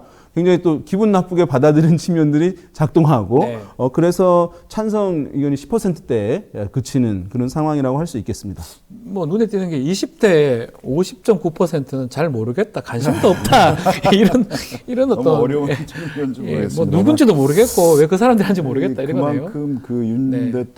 대통령 주변에 그만큼 믿을 사람 인력풀이 많지 않다라는 게 나왔고 오죽하면은 이 기사가 지난주에 나오고 난 다음에 엄청 시끄러웠지 않습니까? 그렇죠. 뭐 김건희 여사 뭐 비선 라인 뭐 이런 얘기까지 나올 보도도 정도였기 됐고요. 때문에 결국 야당 입장에서는 이렇게 하는 거는 지금 이미 친명 체제로 민주당은 재편이 됐는데 또 친노 친문대 뭐 친명 이런 구도로 가는 거 아니냐라고 분열을 획책하는 거다 뭐 이런 박지원 의원도 그런 당선자도 그런 말씀을 하셨고 네. 그렇게 받아들이는 거고 여당 입장에서는 그렇게 쓸 사람이 없냐 네? 말씀대로 그래서 여든 야든 원치 않는 사람들이었다 네. 뭐 이렇게 정리할 수밖에 없을 것 만약에 같습니다. 이제 용산에서 네.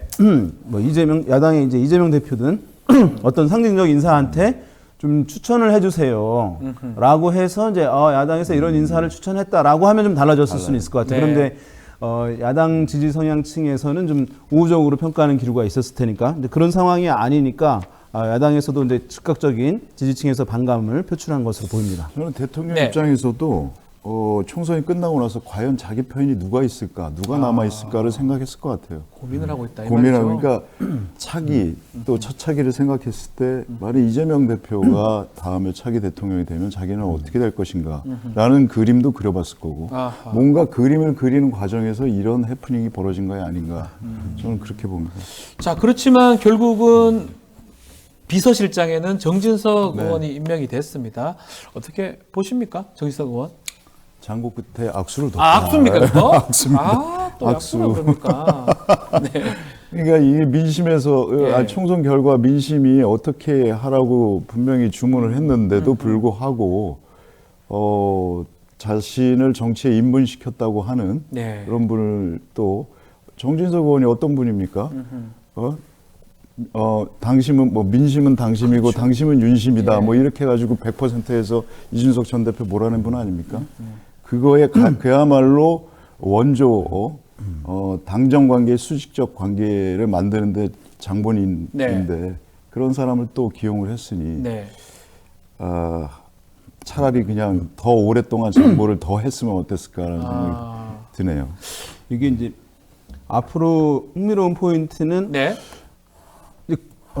여권 입장에서는 사실은 이제 개혁신당의 이준석 대표와의 이제 관계를 어떻게 풀어가느냐. 왜냐하면 이제 그러니까요. 대중 여론에서 일정 부분 플러스 이제 알파를 이제 여권에 추진하는 어떤 이슈들, 아젠다에 대해서 호응을 추가적으로 가져올 수 있는 인물이 이제 개혁신당의 이준석 대표이잖아요. 삼석이긴 하지만요. 예, 왜냐면 대중 이제 영향력은 사실은 훨씬 있으니까. 예, 그런 상황이면 이제 우호적 관계를 가져가면서 사실은 이제 그것을 야권과의 대립하는 이슈의 국면에서 이준석 대표의 이제 간접적 도움을 아마 필요로 하게 될 가능성이 높거든요. 많은 사안들에 있어서. 그러면 이제 이준석 대표는 뭐 국민의힘으로 가지 않는다라고 얘기는 하긴 했지만 네. 만약에 대권의 꿈이 있다고 한다면 그것을 절묘하게 그 안에서 존재감을 높이는 것을 가져갈 텐데 이 정진석 비서실장과 사실은 악연이 있잖아요. 뭐, 제가 뭐, 그때 처음 대화를 봤는데 하겠습니까, 두 사람이? 그때 육모 육모마방이. 그 전에 잘 몰랐었는데 예. 그 표현 이제 하면서 두 사람 간의 앙금이 워낙 강한 상황인데 네. 그런 것까지 감안했으면 좀 아니지 않았을까라는 생각이 드는데 그러니까 이게 이분이 막말을 너무 많이 했어요. 네. 작년 초에도 이재명 대표가 영수회담 공개 요구했을 때도 뭐라 그랬냐면 대통령이 범죄 피의자 면담할 때는 아니라고 생각한다. 그렇죠. 이런 그 식으로 얘기 말을 본인이 하고 직접 했고요. 그렇게 말씀하셨던 분은 이런 비서실장 자리에 앉힌다? 정말 정무 감각이 제로다. 그리고 노무현 대통령 뭐 실형 받았어요, 그것 때문에. 사자 명예훼손으로 6개월 징역 실형 6개월이면 상당히 센 거거든요. 센 거죠, 명예훼손 사건. 명예훼손죄 벌금죄가 많이 나오는데. 네, 그런데 이제 아직도 재판 중이긴 합니다만 어찌됐든 간에 이런 분을 거기 그 자리에 앉혔다. 이거는 개인적으로 정치적으로 다 오판을 한 거다 이렇게 봅니다. 통상적으로 어떤 대통령실에서 선거에 패배를 하고 여러 가지 좀 협치가 필요하다라고 하게 되면 네. 그때 비서실장을 정치색이 상당히 이제 옅은 인물을 두면서 이제 야당의 반발을 최소화하는 전략을 쓴 게 그랬던 것 같아요. 과거의 이제 예. 패턴인 것이거든요. 예. 근데 지금 현재 이제 현 정부의 요 비서실장 인선과 관련해서는 좀 반대인 거예요. 초반에는 어쨌든 정치인들을 믿지 못하겠다라고 하는 관점에서 네. 이제 관료 출신들을 쓴 거잖아요. 그런 상황인데 지금 이제 정치인을 쓴 것이니까 네. 그래서 정진석 의원에 대해서 전 의원에 대해서 이제 뭐 여러 가지 평가들이 이제 있을 수는 있을 텐데 정치적인 또 색깔이 야권에서는 굉장히 반감이 또 있을 수 있는 상황이니까 하여튼 과거와는 다른 패턴을 이제 보이고 있다. 그래서 어떻게 풀려 나갈지 한번 주목되는 부분입니다. 그리고 어저께 사실 이 대통령이 나와서 직접 소개를 했단 말이에요. 예, 직접 네. 기자들 앞에 얘기를 했습니다. 이게 지난번에 국무회의 때 얘기한 그 연장선상이 아닌가. 그러니까 국정 방향은 옳은데 소통을 못해서 이렇게 됐다라는 그 인식이 계속되고 있는 것 같아요. 아하. 그래서 어제도 두 차례에 걸쳐서 오전에 비서실장이 있다 오후에 정무수석. 그걸 왜 같이 안 하고 왜 따로따로 했는지도 모르겠고 예. 그렇게 즉흥적으로 했다는 건데 소통이라는 건 이런 게 아니거든요. 네. 예전에 아까 노무현 대통령 얘기가 나왔습니다만 노무현 대통령은 자처에서 국민과의 대화, 네. 100분 토론, 했죠. 심지어 온라인 국민과의 대화도 했어요. 이 채팅하면서 그렇죠. 당시에. 예. 그러니까 뭔가 이게 선심 쓰듯이 하는 것이 소통이 아닙니다. 아, 그렇잖아요. 의무예요. 대통령의 의무. 근데 그걸 안 하고 있다가 갑자기 나타나서 그게 되겠습니까? 알겠습니다. 자, 민주당 이야기도 좀 해봐야 됩니다. 미디어 토마토 조사한 내용들이 많기 때문에요. 이재명 대표의 연임 이야기도 계속 나오고 있는데 여기에 대한 여론조사도 해봤죠? 네, 했습니다. 네. 이재명 대표 연임을 반대한다가 47.5%, 이재명 대표 연임을 찬성한다가 43.3%, 잘 모르겠다 9.2%. 야, 요거는 팽팽하게 나왔어요. 완전 반반은 아니지만 되게 네. 팽팽해 보이는데 이게 정치 성향이나 지역별로도 다른 양상을 좀 보이는 겁니까? 그렇죠. 예. 민주당 지지층에서는 연임 찬성이 75.9%입니다. 맞네요. 그리고 조국 혁신당에서도 67.2%가 연임을 찬성했고요. 예. 개혁신당하고 국민의힘이 좀 다르죠. 개혁신당은 찬성이 21.3%밖에 되지 않습니다. 네. 그리고 국힘에서는 90.4%가 연임에 참 반대했습니다. 당마다 차이가 훨씬 확 나버리는데요. 이거는 예. 찬반이 그래서 우리 찬반이 네. 뭐 이 정도면은 이제 팽팽하다라고 할 수 있잖아요. 네. 그렇죠. 그러면은 이건 보나마나 중도 성향층에서도 요렇게 했을 반반일 것이다. 것이에요. 요렇게 그래서 했을 보면은 것이다. 중도 성향층에서는 찬성이 40.3, 반대가 44.8이니까 그 흐름에 이제 있는 것이고, 네. 그래서 이재명 대표는 어쨌든 뭐 민주당 지지층, 진보 성향층에서는 이제 어쨌든 당대표 연임해도 괜찮다, 오케이 하는 이제 기류들이 뚜렷하게 있는데 비해서 보수 성향층에서는 반감이 워낙 큰 것이니까, 네. 네, 그러면 뭐 어떻게 할지 모르겠는데, 어떻게 할 것 같으세요? 제가 듣기로는 결심 어떻게 합니까? 제가 듣기로는 연임을 안 하는 쪽으로 지금 마음을 굳혔다라는 얘기를 들었고요. 대표 본인이? 네, 예. 네. 그래서 근데 이제 당원들이 이렇게 원하고 있기 때문에 이제 그러니까요. 그것 때문에 이제 그렇긴 한데 안 하시는 쪽으로 생각하고 있다. 뭐 이런 얘기를 전해 들었습니다. 알겠습니다. 뭐 본인 결정은 왜냐하면 이게 2년 뒤에도 지방선거가 또 있지 않습니까? 이번에 평가를 받았는데 그때 가서 또 평가를 받아야 또 되거든요. 너무 험난한 길이거든요. 이번 평가 받아서 평가가 좋은 성적을 받았는데 네. 또 다 평가를 또. 받는 게 과연 필요하냐 뭐 이런 뭐 내용의 얘기가 아닌가 생각이 듭니다. 댓글에는 뭐 이연임 뭐 글들 많습니다. 네.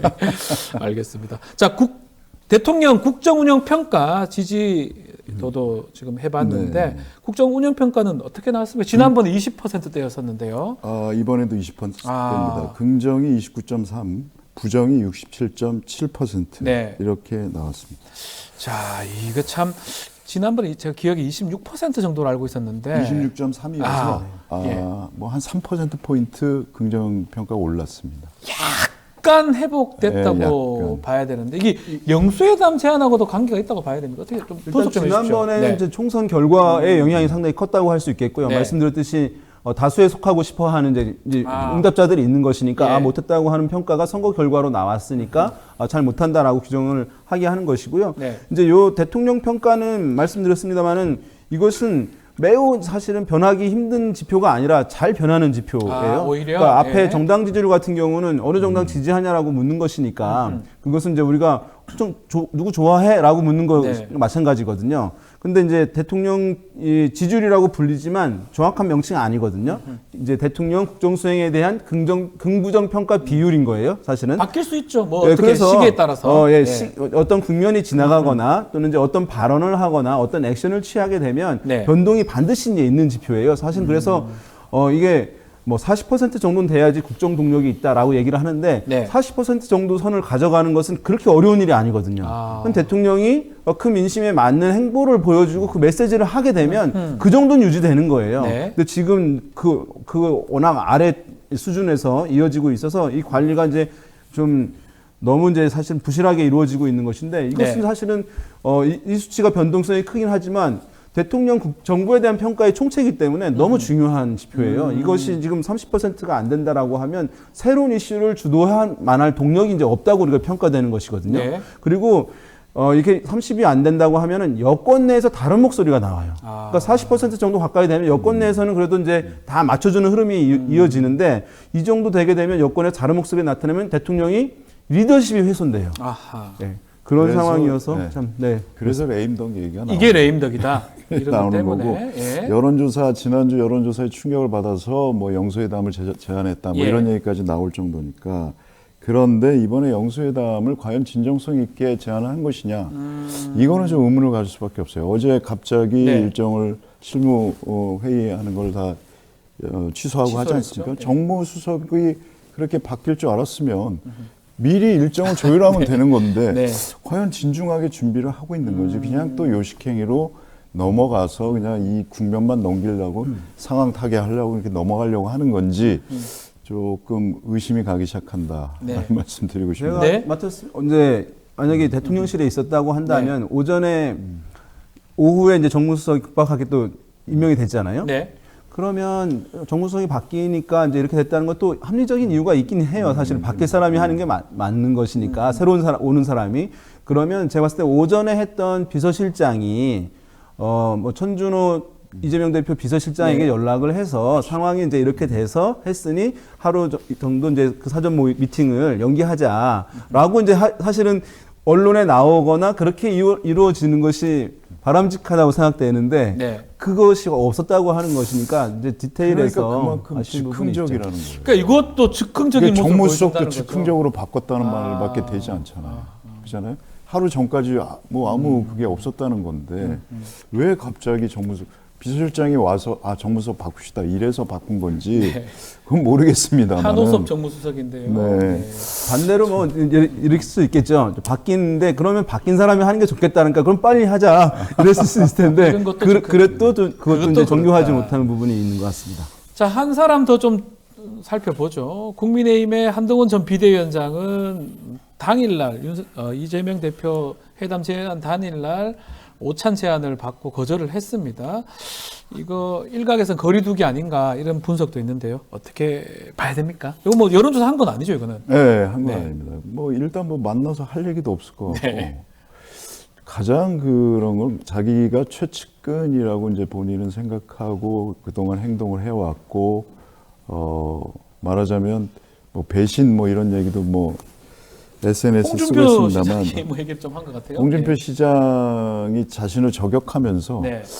그리고 윤 대통령과 4시간 동안 만나서 뭐 독대했다 이런 얘기 들으면 상당히 섭섭하지 않았을까 뭔가 뒤통수 맞은 느낌이랄까 뭐 그런 차원에서 서운함을 표현한 건지 진짜 거리두기 자기 정치 윤석열과의 차별화 이런 거를 하기 위해서 한 건지는 뭐 제가 관심법을 몰라서 모르겠습니다만 어쨌든 섭섭한 건 맞는 것 같아요. 섭섭한 것 같긴 해요. 그 밥 대통령이 부르면 밥을 먹는 게 일반적이잖아요, 사실은. 그러니까 섭섭함의 정점을 찍은 것이 본인을 집중적으로 공격을 한 홍준표 대구시장을 만난 거잖아요, 대통령이. 네. 그러니까 사실은 그것이 우리 인간관계에서 똑같거든요. 그렇죠. 근데 이제 홍준표 시장이 이제 한동훈 비대위원장을 공격을 하는 거지 네. 했잖아요. 단순히 어쨌든 문제가 있었다라고 비난하는 것이 아니라 이것은 전략적 사고에 의해서 이루어지는 것이거든요.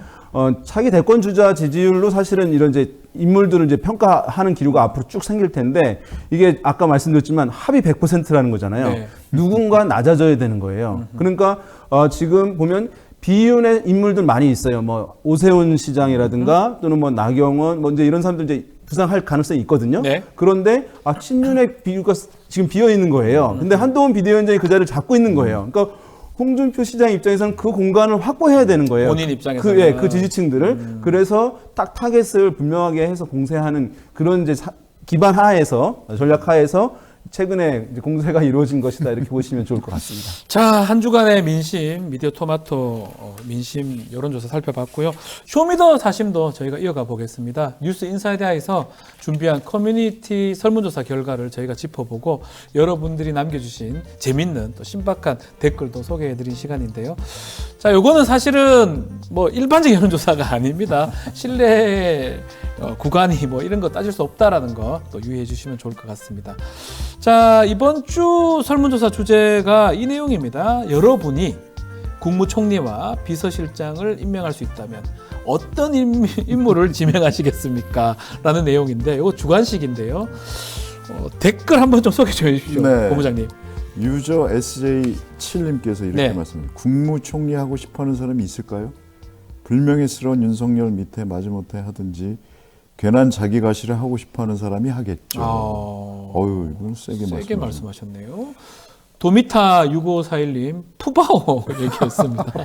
푸바 중국 가자. 지금 앉아 있는 누구보다 최고 나을 듯이라고 얘기를 했고요. 소개 하나 해주십시오. 예. 네. 지금 너무 이게 과합니다. 전 마지막에 나는 유저 JM1 JT8분이 추천하신 나는 나를 추천한다 이렇게 해주셨네요. 자, 좀 세게 말씀. 본부장도 하나 좀 얘기. KCUN 이게 인건비 아깝다. 그냥 없으면 없는 대로 갑시다. 좀 세게. 그러니까 사실 이렇게 막 여론조사를 하면 뭐 사심이긴 하지만 사람들이 이름 올라오긴 올라올 건데 좀 대다수 내용들이 필요 없다. 돈 아깝다 이런 내용들이 있어가지고 좀 슬픕니다. 사실은 어떤 대안들 이제 아무리 이거 뭐 정식 여론조사는 아니지만 이런 사람이 낫지 않겠냐라고 하는 이제 그게 나와야 되죠. 그런데 어떤 기대치가 상당히 낮아져 있는 그런 상황으로 이제 좀 보이긴 해요. 그동안 하실 때 너무 존재감도 없고 아마 그런 게 좀 반영된 게 아닌가. 그런 게 민심에 반영된 거고요. 유저 QR님 마지막으로 소개해드리면 어디까지 더 봐야 하나요? 진짜 더 이상 보고 싶지 않아요. 착한 국민 더 괴롭히지 마세요. 부탁합니다. 알겠습니다. 읍소로 하셨네요. 네, 알겠습니다. 오늘 말씀은 여기까지 듣겠습니다. 자, 지금까지 이승영 뉴스토마토 본부장 또 윤희웅 오피니언 라이브 센터장님과 함께했습니다. 두 분 감사합니다. 감사합니다. 자, 저희가 오늘 준비한 방송은 여기까지입니다. 이어서 뉴스 인사 프라임이 진행되니까요. 자, 오늘 뉴스 인사 프라임 서초의 봄이 준비되어 있습니다. 더 재밌고 은밀한 이야기는 지금부터입니다.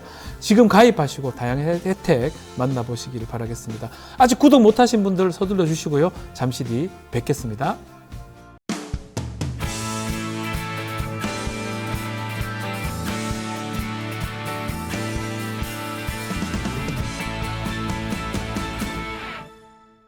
한 발 더 들어가는 고품격 시사대담 뉴스인사 프라임 시작하겠습니다.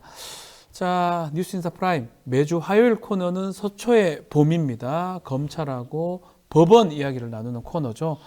검찰공화국의 심장부 서초동, 저도 거기 있는데 봄이 오는 그날까지 본격적인 검찰 관찰 시사 토크.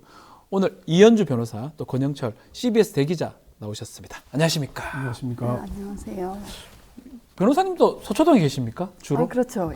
예. 예. 저도 뭐 사무실 서초동이다 보니까 대기자님도 서초동에 자주 가시는 편입니까? 아니면 서초동 가시진 않습니까? 거의 거기에 한 몇 년을 있었고요. 요즘에는 뭐 가끔씩 가죠. 예전에 검찰 출입 기자라든지 법원 출입 기자들은 그 안에 있었거든요. 중앙지검이라든지 뭐 지금도 그렇습니다. 예, 그래서 그 하실 때는 그냥 그 서초동에 계셨던 것 같은데 뭐 그러다 보니까 두 분 서초동 얘기들 잘 전해주시고 있고 많은 분들이 되게 응원하고 또 기다리고 있는 것 같습니다.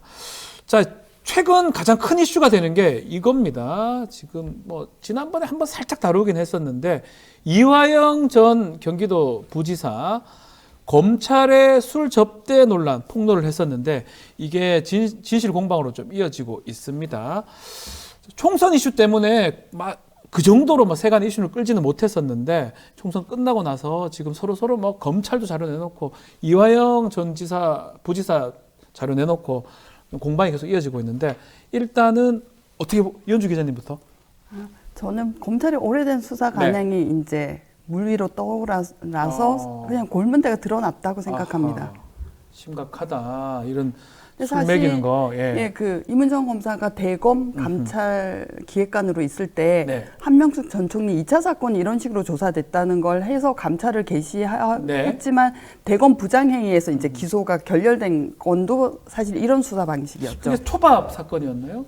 초밥은 아니고 딴 이게 건가요? 음식 제공에 포커스가 맞춰지는데 사실은 그것이 아니고 그 관련된 피의자들 증인들을 한 번에 부르는 거죠. 그럼 보통 검사가 수사를 할 때 한 번에 부른다는 건 대질신문을 하는 거지 않습니까? 기록이 안 남아 있어요. 그런 게 문제다. 그러면 파헤치면 뭐가 나오냐면 결국은 그런 경우는 한쪽은 해유를 당했고 한쪽은 아직 완성이 안 됐다, 뭐 동요하고 있다라고 하면은 검사가 직접 나서기에는 꺼리 껴지죠. 한 피의자, 한 관계자가 다른 관계자를 설득해야 합니다.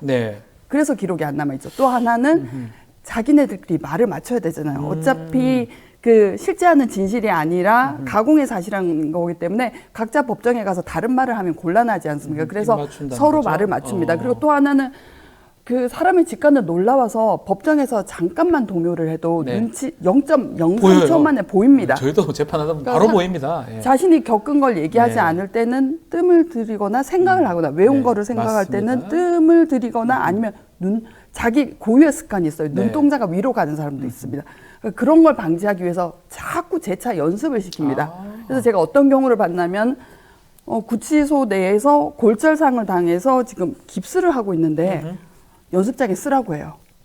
얼마나 잔인한 일입니까? 그렇죠, 깁스인데 쓰기 힘든데. 예. 그래서 그 사람이 나중에 눈물을 흘리면서 나 그때 너무 비인간적이었다. 내 깁스 당해서 손목이 아픈데도 손가락 움직일 수 있지 않느냐 쓰라고 하더라. 그리고 또 하나는 수사관 앞에서 진술 조서를 작성해 봐요. 네. 그러면 수사관이 멘트를 해주겠죠. 너 여기 이 부분 어색했어. 네. 라든지 그러면은 그 조서는 동일한 내용의 조서를 계속 뭐 사실 수십 회 받을 거잖아요. 네. 그거는 기록에 편철되지 않고 자기 캐비넷 속에 처박힙니다. 그러니까 보통 불렀는데 기록이 안 남아있다는 그런 경우에 그래서 지금 연어를 대접했다 이런 걸 치우쳤는데 그게 아니라 검사들은 그때 불러서 무슨 수사를 했느냐를 밝히면 됩니다. 얘기를 해야 돼요. 무슨 수사를 했는지. 자, 지금 연어까지 나왔습니다. 이 상황 공방 어떻게 보고 계십니까? 그 개연성이 상당히 좀 상당하다. 개연성이 있다. 예. 그렇게 보는데 그래서 제가 특수통으롭게 유명했던 검찰 고위직 출신들 몇 사람 물어보니까 네. 그분들이 한 50대 50 같다. 아. 그 얘기가 뭘로 이해를 하면 되냐면은 예. 이화영 부지사의 말을 액면 그대로 믿기는 어렵지만은 충분히 그럴 가능성이 있다 이런 얘기거든요. 예. 그 얘기는 저런 관행이 있었다. 예전에 저도 뭐 법조할 때 듣기도 했고 뭐 직접 본 적은 직접 보지는 못했지만은 네. 그 왜 불러서 조사하고 하다 보면은 밥은 먹이잖아요. 밥 먹이죠. 외부에서 시켜서 네, 주잖아요. 그렇게 그러면 합니다. 예. 외부에서 시켜서 주면 외부 식당에서 소주 한 병 뭐 그냥 서비스로 주는 경우가 종종 있었고요. 그러면은 그 술을 많이 마셔서 조사실에 소주병 두고 이런 게 이제 들통이 나서 막 그 논란이 되고 하기도 그랬거든요. 네. 근데 지금 이화영 부지사가 주로 조사받는 데가 수원지검이잖아요. 네. 서울지검과 수원지검의 차이가 같은 수도권이지만은 엄청난 차이가 납니다. 예, 맞습니다. 예. 뭐 변호사분 두 분도 네. 잘 아시잖아요. 네. 서울중앙지검은 외부인들 대검도 바로 옆에 있고 네. 그리고 법조 기자들도 많아요. 그래서 그런 것들이 상당히 조심하지 않으면은 들킬 염려. 그래서 직접 특수검사를 했던 사람들도 여기는 아무래도 좀 조심을 하게 된다. 기자들의 날선 이런 시선 이런 것들이 느껴지는데 거기는 좀 사실 느슨하다 이렇게 표현을 해요. 그래서 충분히 이럴 개연성이 있다. 네. 그리고 아까 이현주 변호사님 말씀대로 본질은 뭐 술 접대냐 연어를 먹었냐 이런 것이 아니고 회유나 협박을 어떻게 했는가 그렇죠. 조사 그 방식. 예. 사실은 이 사건에서 우리가 가장 포인트를 봐야 될 것은 217차례를 소환해서 네. 72회 조사를 하고 했고. 19차례 조서를 남겼다는 거잖아요. 예. 217회 소환했다는 얘기는 구치소에 있는 사람을 계속 불러요. 이 부르는 게 이제 두 분이 더 뭐 저보다 경험이 많겠지만은 어떤 의미가 있냐면은 구치소에 있으면은 변호사 접견도 하죠, 가족 면회도 하죠, 약간의 좀 그 갇혀 있긴 하지만 여유가 있는데 네. 검사실에 불려와서 대기실에 가서 기다려 그래가지고 하루 종일 기다리는 경우가 허다히 많다 그럽니다. 가장 힘듭니다, 그게. 예.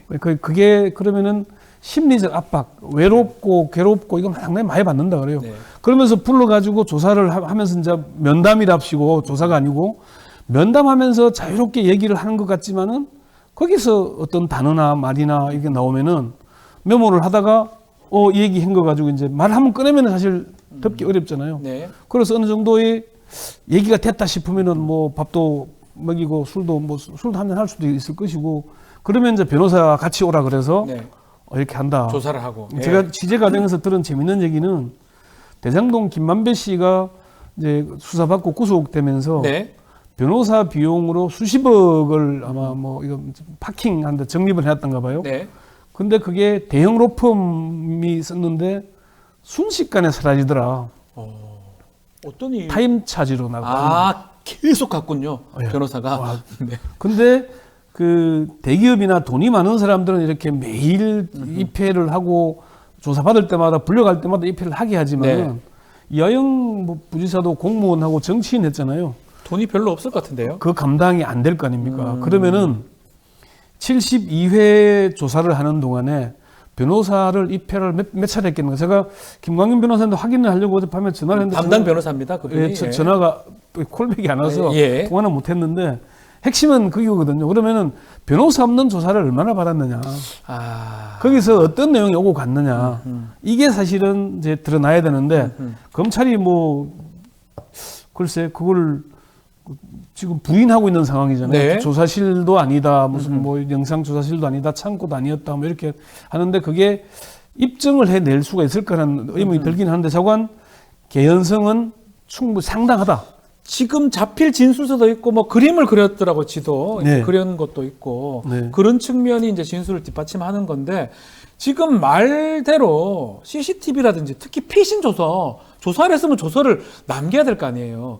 그걸 공개하면 뭐 이제 그냥 끝나는 건데. 근데 뭐 CCTV는 그 네. 기록 위에 다시 덮여지니까 네. 한 보존 기간이 안 한 될 달이라고 거고. 하고요.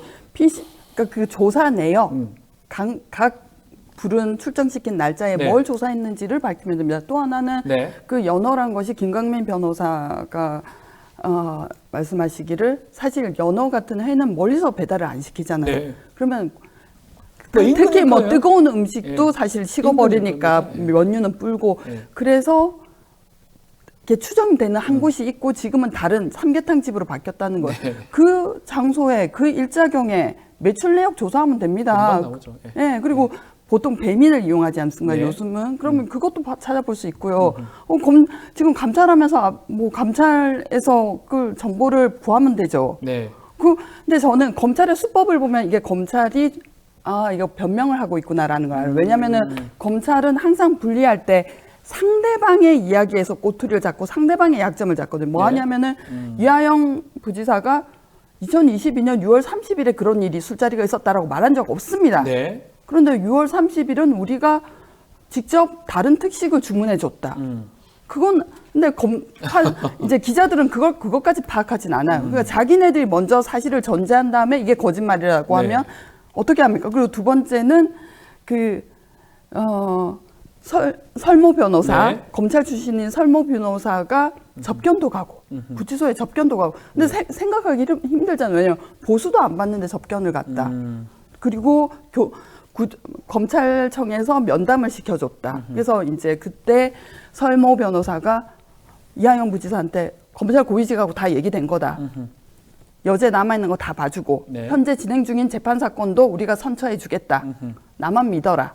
그런데 설모 변호사는 민주당 법률위원회 소속 변호사 아닙니다. 네. 지금은 다른 당. 그렇죠. 근데 민주당 소속 변호사라고 법률위원 굳이 그걸 붙여요. 그럼 너네 편인데 얘가 근데 그 설모 변호사는 자기는 그런 일을 모른다라고 했지 그런 일이 없었다라고 한 적은 없는데 모르는 거지 없었다는 걸 어떻게 알겠어요, 사람이. 그렇죠. 근데 없었다고 확인해줬다. 이런 장기술이 들어가면 검찰은 거짓말하는구나라는 걸 알 수 있어요. 느낌상 그러니까 검찰은 항상 이렇게 자기가 궁지가 몰릴 때 상대방의 약점을 잡고 자신한테 필요한 얘기는 하지만 상대한테 좀 유리할 만한 얘기는 빼버린다는 거잖아요. 자기 정보는 내놓지 않아요. 내놓지 않고. 자기 정보는 전혀 내놓지 않고 상대방 얘기에서 사람이 기억에 불일치가 있을 수 있는데 거기서 모순되는 점 디테일한 걸 가지고 막 공격을 하고 언론은 그대로 받아 적어줘요. 이게 국조특검 가능합니까? 민주당 주장하고 있는데요. 국정조사를 하거나 이게 감찰로 하기에는 좀 내용이 숨겨질 가능성이 높다 이렇게 나오면은 이제 그럴 수밖에 없지 않겠습니까? 사실은 그 두 분은 다 변호사시니까 피의자를 상대하면서 이제 그런 얘기를 많이 들어보셨을 텐데 이런 중요한 사건들에 있어서 제일 힘든 게 말고문이라고 그래요. 맞습니다. 과거에는 뭐 신체적으로 뭐 상당히 이런 뭐 폭행을 하거나 이런 걸로 뭐 진짜 고문을 했는데 말고문은 하루 종일 조사를 하는데 똑같은 질문만 한다는 거예요. 이재명에 대해서 보고했냐 안 했냐. 이런 이제 사실 특수부 검사 출신 변호사들도 이런 얘기를 해요. 야당 대표만 2년 넘게 조사하는데 나온 게 없지 않냐. 그러면은 얼마나 이화영 불러가지고 그런 얘기를 똑같은 얘기를 사람이 하루 종일 듣다 보면 그것도 몇 번씩이나 아까 말씀하신 대로 대기실에서 그냥 불러놓고 하루 종일 대기실에 있다 돌려보내고. 대기실에 있다가 구치소로 돌아가는 경우도 있었다고 그러죠. 많이. 이게 지금 217회 불렀는데 72회 조사했으니까 네. 140회는 그랬다는 거 아니에요. 아마 포승줄을 하고 다 하고 그 대기를 해야 될 거예요. 아마 풀어준지는 모르겠지만. 네. 대기실에서는 조사받을 때는 풀어도 대기실에서는 안 안 푸는 걸 저도 알고 안 풀 수도 있을 거고 예. 아마 그게 그렇게 힘들다고 힘들죠. 얘기를 합니다. 힘듭니다. 예. 직접 경험해보지 못해. 그런 점에서 보자면은 이게 민주당이 주장하는 대로 이제 특검이나 국정조사가 가능하지 않겠나고 네. 봐지는데 문제는 특검 전국이 지금 당장 이제 해병대 최상병 지금 특검 해야 그러니까 되잖아요. 다른 특검들이 많아가지고. 거기다가 22대 국회가 출범하자마자 예. 쌍특검이 또 사실 발의될 예정이잖아요. 네.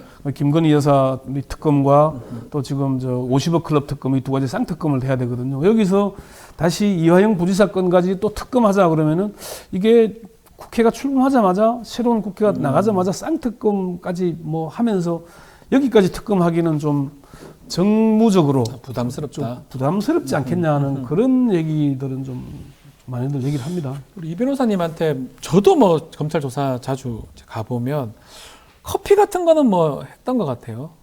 직접 타서 먹기도 하고 했던 거 있는 거 어느 정도 이게 규칙이 있나요? 뭘 줄 수 있고 뭘 하면 안 되고 뭐 규칙 없는 걸로 알고 있는 것 같은데 암묵적 규칙이 있을까요? 그 검찰 대검이 예규를 만들었는데 비공개 예규라고 해요. 그러니까요. 제가 알 수가 없습니다. 예. 그래서 왜 이런 걸 비공개라고 하느냐라고 이문정 검사가 항의를 했더니 네. 딱 하루. 예. 그러니까 그것도 속이는 거예요. 공개로 전환했습니다라고 하고 공개로 전환됐군요라고 했더니 또 비공개로 다 있다. 그날만 공개를 했군요. 사람이 한번 열어보면 예. 공개됐구나라고 생각하잖아요. 이거 예.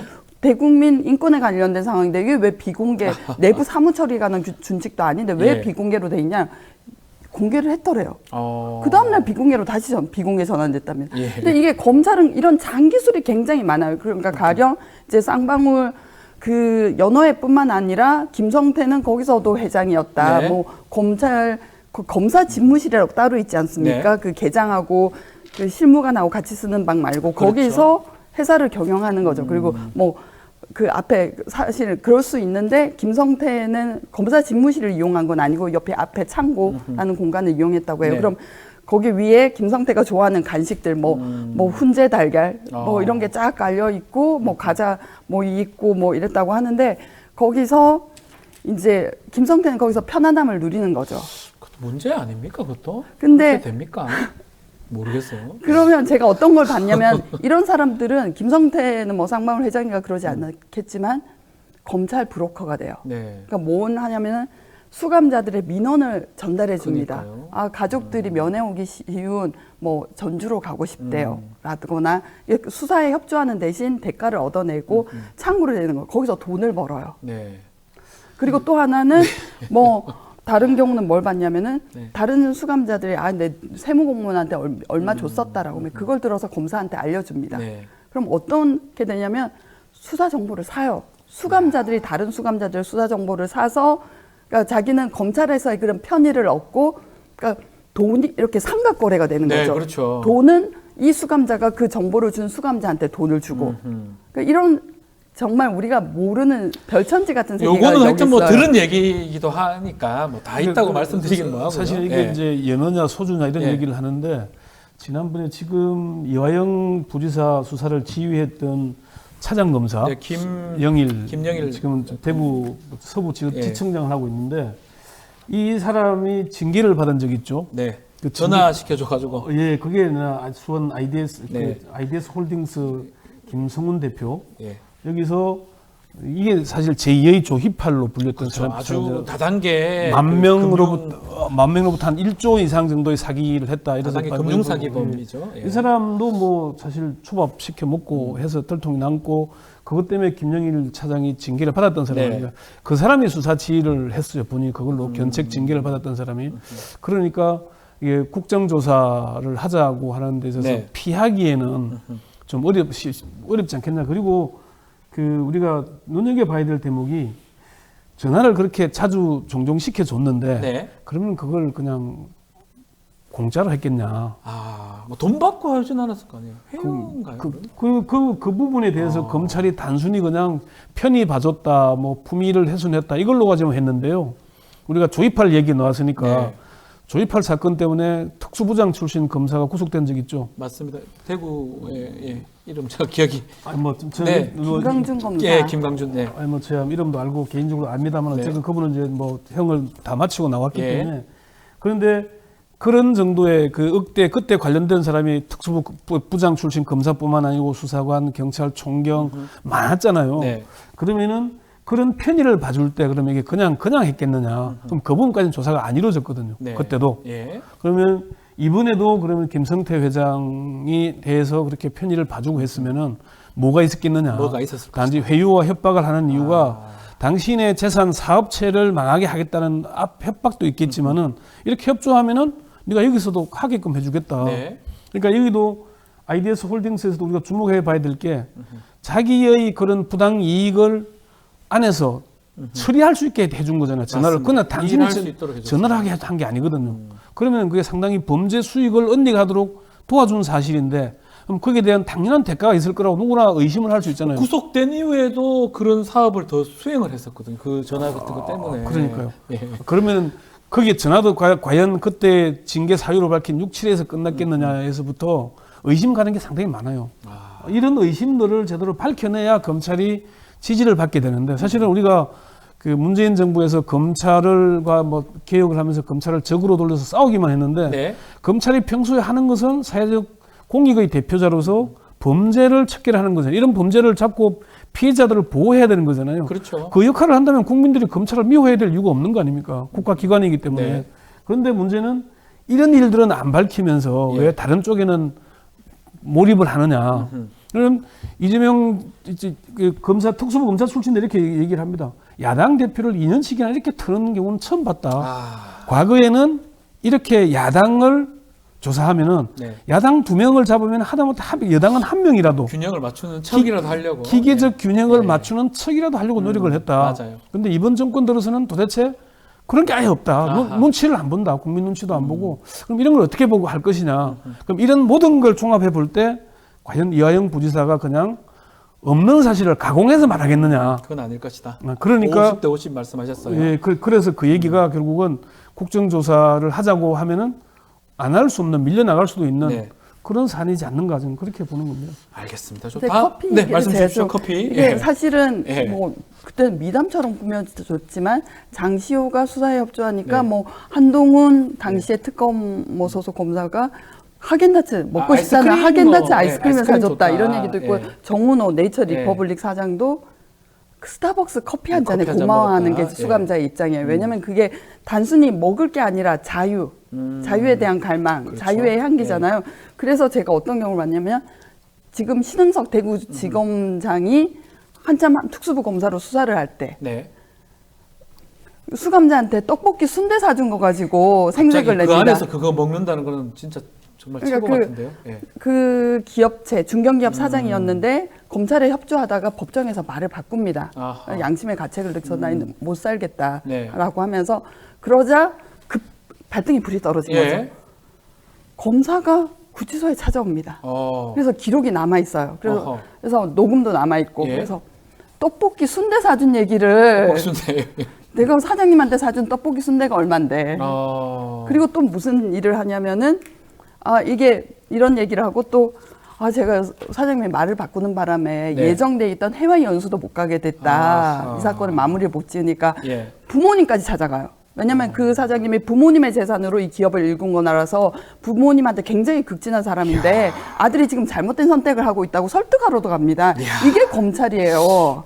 일을 너무 열심히 하는 것 같은데요. 그렇게 일을 그리고 열심히 하는 또 게 하나 맞는지 저는 모르겠네요. 예. 특검 특조를 해도 밝혀질 게 없다고 생각하는 게 검찰은 장기술이 굉장히 많아요. 뭐냐면은 출입 그렇죠. 게이트에 이게 이 아이디 카드로 출입을 시키지만 그 등록을 해야 되지 않습니까? 네. 그러면 쌍방울 수발드는 사람, 김성태를 수발드는 사람이 항상 옆에 있었다고 하는데 이 사람 출입 기록이 남아 있을 것이니까 저는 아니라고 봐요. 없을 것이다. 왜냐하면 어떻게 하냐면은 밑에서 실무관이나 계장이 내려옵니다. 안에서 그 아이디 카드를 찍어줘요. 그럼 들어올 수가 있잖아요. 네. 그러니까 출입국 기록이 안 남아있을 것이다. 출입 기록이 안 남습니다. 찾기 쉽지 않다 그래서. 또 하나는 예. 두 사람을 동시에 한 검사실에서 부르면 왜 둘이 만나게 했니라고 하니까 다른 부, 그러니까 뭐 강력부라든지 딴 데서 상관없는 부르는 부에서 것처럼 불러서 가지고 그래서 안에서 만나게 해줍니다. 안에서 보게 하는 여러 가지 장기술 그러니까 때문에 이런 장기술이 확인이 안될 축적된다는 것이다. 건 그만큼 많은 이런 짓을 해왔다는 거죠.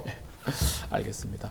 자, 요 정도로 그 얘기는 좀 하고요. 요 얘기 좀 해야 될 것 같아요. 법률 수석실 지금 만들겠다. 그 민정수석 기능이 사실 폐지를 했다가 부활하는 상황이 될 것 같아요. 이게 어떻게 이해를 해야 됩니까? 일단 민정비서관과 네. 사정비서관 제도를 두지는 않는데 네. 공직기관과 법률비서관을 가지고 이제 법률수석실을 하겠다는 네. 얘기를 하잖아요. 기본적으로 여기에 대해서 법조인들이나 우리가 언론인들이 비판하는 것은 기본적으로 민정수석실 결국 부활시키는 거 아니냐. 네. 그럼 왜 그걸 하겠느냐라고 해보면은 지금 192대 108, 아니 따지자면은 189대 3대 뭐 네. 108 되거든요. 저건 네, 그렇습니다. 아주 강한 야당이 돼 있는 거잖아요. 그러면 아까 말씀드린 대로 최상병 특검 여기에 오늘 보도가 됐습니다마는 이시원 공직기강 비서관이 전화했다는 거잖아요. 큰 것 같아요, 그게 단독 보도돼서 MBC. 그러니까 그럼 안보실 관계자뿐만 아니라 공직기강 비서관도 인류됐다는 그렇죠. 것이고, 네. 그러면은 당연히 이종섭 전 국방장관뿐만 아니라 윤 대통령도 뭐 경로했다, 그 얘기 있었고, 이렇게 구체적으로 안보실에다가 공직기강 비서관까지 관련되게 나오잖아요. 네. 그러면은 이 대목에 대해서 대응을 해야 되잖아요. 지금의 대통령실 대응할 기관이 사실 없어요. 대응 기관이 없군요. 과거에는 민정수석실이 밑 아래에서 민정비서관이나 사정비서관, 뭐 법률비서관이 법률비서관. 이런 대응을 해줬는데 결국 그러면 뭐냐? 대통령실이 자체 로펌을 가지려는 거 아니냐? 이런 용산 로펌을 예. 만들겠다는 건 아니냐? 이렇게 오해를 사기도 하는데 사실은 이런 전례가 있습니다. 김대중 전 대통령 출범 때 민정수석실을 폐지했어요. 네. 그리고 법무비서관으로 당시 박주선 비서관이 갔었는데 네. 이게 이제 온노비 사건 터지고 그러면서 1년 5개월 만인가 다시 민정수석실을 부활을 시킵니다. 부활을 시키면은 사실은 왜 이렇게 부활을 시킬 것인지 아직 이게 뭐 대통령실이 공식 발표는 안 했습니다만은 그럼 여기에 대한 입장을 내놔야 되거든요. 네. 국민들한테 본인이 공약으로도 했고 우리는 뭐 사정과 정보 기능을 하지 않겠다라고 선언을 했기 때문에 네. 그거를 복구시키면 왜 하는지 대국민 설명이 있어야 됩니다. 그게 나올지 안 나올지 지켜봐야 될 텐데 네. 지금 대통령실로서도 좀 답답한 문제이긴 해요. 이걸 안 두기도 그렇고 그럼 처음부터 사실은 필요했는데 왜 안 뒀느냐. 왜 없앴다가 민정수석실과 제2부속실을 왜 없앴느냐. 이런 재미있는 얘기도 있습니다. 제2부속실은 이제 영부인만 담당을 했잖아요. 네. 그러면은 제1부속실이 어떻게 돌아가는지 전혀 알 수가 없다 그래요. 네. 그런데 지금은 다 압니다. 왜? 제1부속실이 챙겨야 되기 때문에. 그렇죠. 모든 일정과 이걸 예. 다 알게 된다는 거거든요. 그래서 이 단순한 그냥 법무수석을 두는 게 아니라 이런 복합적인 이유들 때문 아니겠느냐. 그럼 과연 어떻게 될 건지에 대해서는 좀 더 우리가 지켜볼 필요가 있는 거죠. 어떻게 보시면 변호사님 보시기에는 뭐 좀 이복현 또 위원장, 금융위원장, 금감원장이죠. 금융감독원장 거론도 되기도 하고요. 정말 로펌 같은 게 하나 만들어질 수 있는 겁니까? 필요성은 제가 뭐 윤 대통령 예. 입장에서 빙의를 해보면 굉장히 느꼈다고 생각하고요. 사실은 그 이전에 항상 건의하시는 예. 분이 네. 예, 진노했던 다른 사건이 있어요. 안혜욱 한국 어린이 태권도 협회장 네. 구속영장 기각한 거. 2023년 6월에 경찰이 신청을 하는데 네. 대구지검에서는 사실 명예훼손을 가지고 그렇죠. 구속영장 그런 게 쉽지 그래서 않죠. 예. 법원에 신청을 법원에 청구를 안 했죠. 반려했었죠. 예, 그렇죠. 반려했었죠. 그리고서는 그 다음 인사 때 검찰 고위직 인사 때 공교롭게도 네. 대구지검장, 차장검사, 부장검사가 다 한직에 처박힙니다. 예. 그래서 그 뒤로 다시 2024년 2월에 다시 청구됐지만 법원이 법원에서 이제 기각한 거죠. 예. 그러니까 그런 곳에서 그 누수가 있는 거예요. 이제 단단히 단속이 안 된다라고 그렇게 필요성을 느끼고 있었는데 사실은 새로운 이슈가 더 많이 터지고 뭐 그리고 이시원 공직기강 비서관이 네. 어떻게 해보다가 이거 안 되겠다. 이제 그러니까 이런 전담팀이 그러니까 있어야 된다. 어떤 사건이 그러니까 쭉 일관성 있게 관리를 해줄 수 있는 검찰 배당됐을 때부터 이걸 느꼈다고 저는 생각합니다. 그리고 이제 현재까지는 가장 믿을 수 있는 사람이잖아요. 네. 지금 아마도 이복현? 뭐 윤 대통령은 한동훈 비대위원장한테 대의고 네. 뭔가 지금 그 멘붕 모르겠어요. 그런 상태가 아닐까 후배 싶지. 중에 가장 믿는 사람 중에 하나가 이제 이복현 예. 금융감독원장 아닌가 생각이 드네요. 그게 사실은 송경호 서울중앙지검장도 핵심 중에 핵심이었잖아요. 그렇죠. 원래는. 근데 지금 이제 그 아까 말씀드린 대로 이런 얘기를 우리가 그 아까 야당에 대한 일방적 수사를 비판을 했는데 여권이나 검찰 안으로 들어가면은 송경호 중앙지검장에 대한 비판이 있어요. 네. 2년간 시간 줬는데 도대체 뭐하냐? 뭐 했냐? 왜 그것도 못 잡아내냐? 이런 아주 그 무능하다는 비판이 많다 그래요. 네. 그런데 그런 와중에 송경호 검사장이 김건희 여사 소환 조사하겠다고 얘기를 하니까 더 이제 경질 얘기도 나오고 막 그랬던 것이죠. 그래서 요런 추이가 아까 전에도 말씀드렸지만 윤 대통령이 가장 무서워하는 조직이 검찰이라는 조직입니다. 본인이 있었지만 본인이 생각할 때는 가장 무섭다. 언제 돌아서서 예. 등에 칼을 꽂을지 모르는 조직이기 본인도 때문에. 뭐 예. 그래서 지금의 이런 여소야대 국면이면은 법무부나 검찰에 의존해서 하기에는 좀 그렇고 네. 친정체제 과거에 박근혜 정부 때 우병우 수석 같은 그런 역할을 해줄 사람이 필요하게 되는 거죠. 예. 그래서 그래야 사실은 사정기관이 검찰만 있는 게 아니라 경찰도 있고요. 네. 이제 이거를 이제 어떻게 조정할 것이냐 컨트롤 해야 되잖아요. 그렇죠. 지금은 이제 그 필요성이 좀 더 극대화됐지 않느냐. 그렇죠. 그런 상황이다. 정리해 주셔야 됩니다. 방어할 예. 사건도 있고 공격할 사건도 아하, 있고 지금 그렇죠. 그 정치적인 사건들이 지지부진하지 않습니까? 특히 이화영 부지사가 네. 이런 양심 선언이 나오고 굉장히 곤란하게 됐잖아요. 그러면 사기가 떨어지겠죠. 이런 것들 계속 드라이브를 할 수 있어야 되는데, 그러니까 방어할 거는 방어하고 공격할 거는 단단히 마무리 짓고 이런 역할을 하는 그러니까 그 대검이 사실은 예전에 그런 역할을 범정 해봤었어. 같은 것 같아요. 그렇죠. 네. 그러니까 대검의 대검을 만들자는 대검의 대검. 네. 그게 과거에 그렇죠. 이제 법무부 대검 민정수석실 민정수석실. 삼각 체제로 돌아가면서 한번 이명박 정부 때 그런 적이 있잖아요. 그 검찰총장이 제일 선배고 네. 법무장관 그다음 민정수석이라 이렇게 역으로 가잖아요. 예. 장관이고 장관급이고 민정수석은 차관급인데 제일 고참을 앉히는 네. 그런 적도 있었습니다. 일부러 그랬던 것 같은데요. 예, 예. 알겠습니다.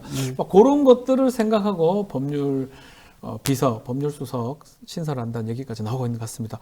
시간이 다 돼서 오늘은 여기서 좀 정리를 좀 해야 될 것 같습니다. 서초의 보험 이현주 변호사, 권영철 대기자와 함께했습니다. 오늘 말씀 감사합니다. 고맙습니다. 뉴스인사 프라임 유튜브 멤버십 회원에게만 우선 제공되는 서비스입니다. 당일 저녁에는 일반에게 공개가 됩니다. 자, 회원 가입 방법 게시판 확인할 수가 있습니다. 많은 관심 부탁드리겠습니다. 저는 내일 오전에 다시 찾아오겠습니다. 고맙습니다.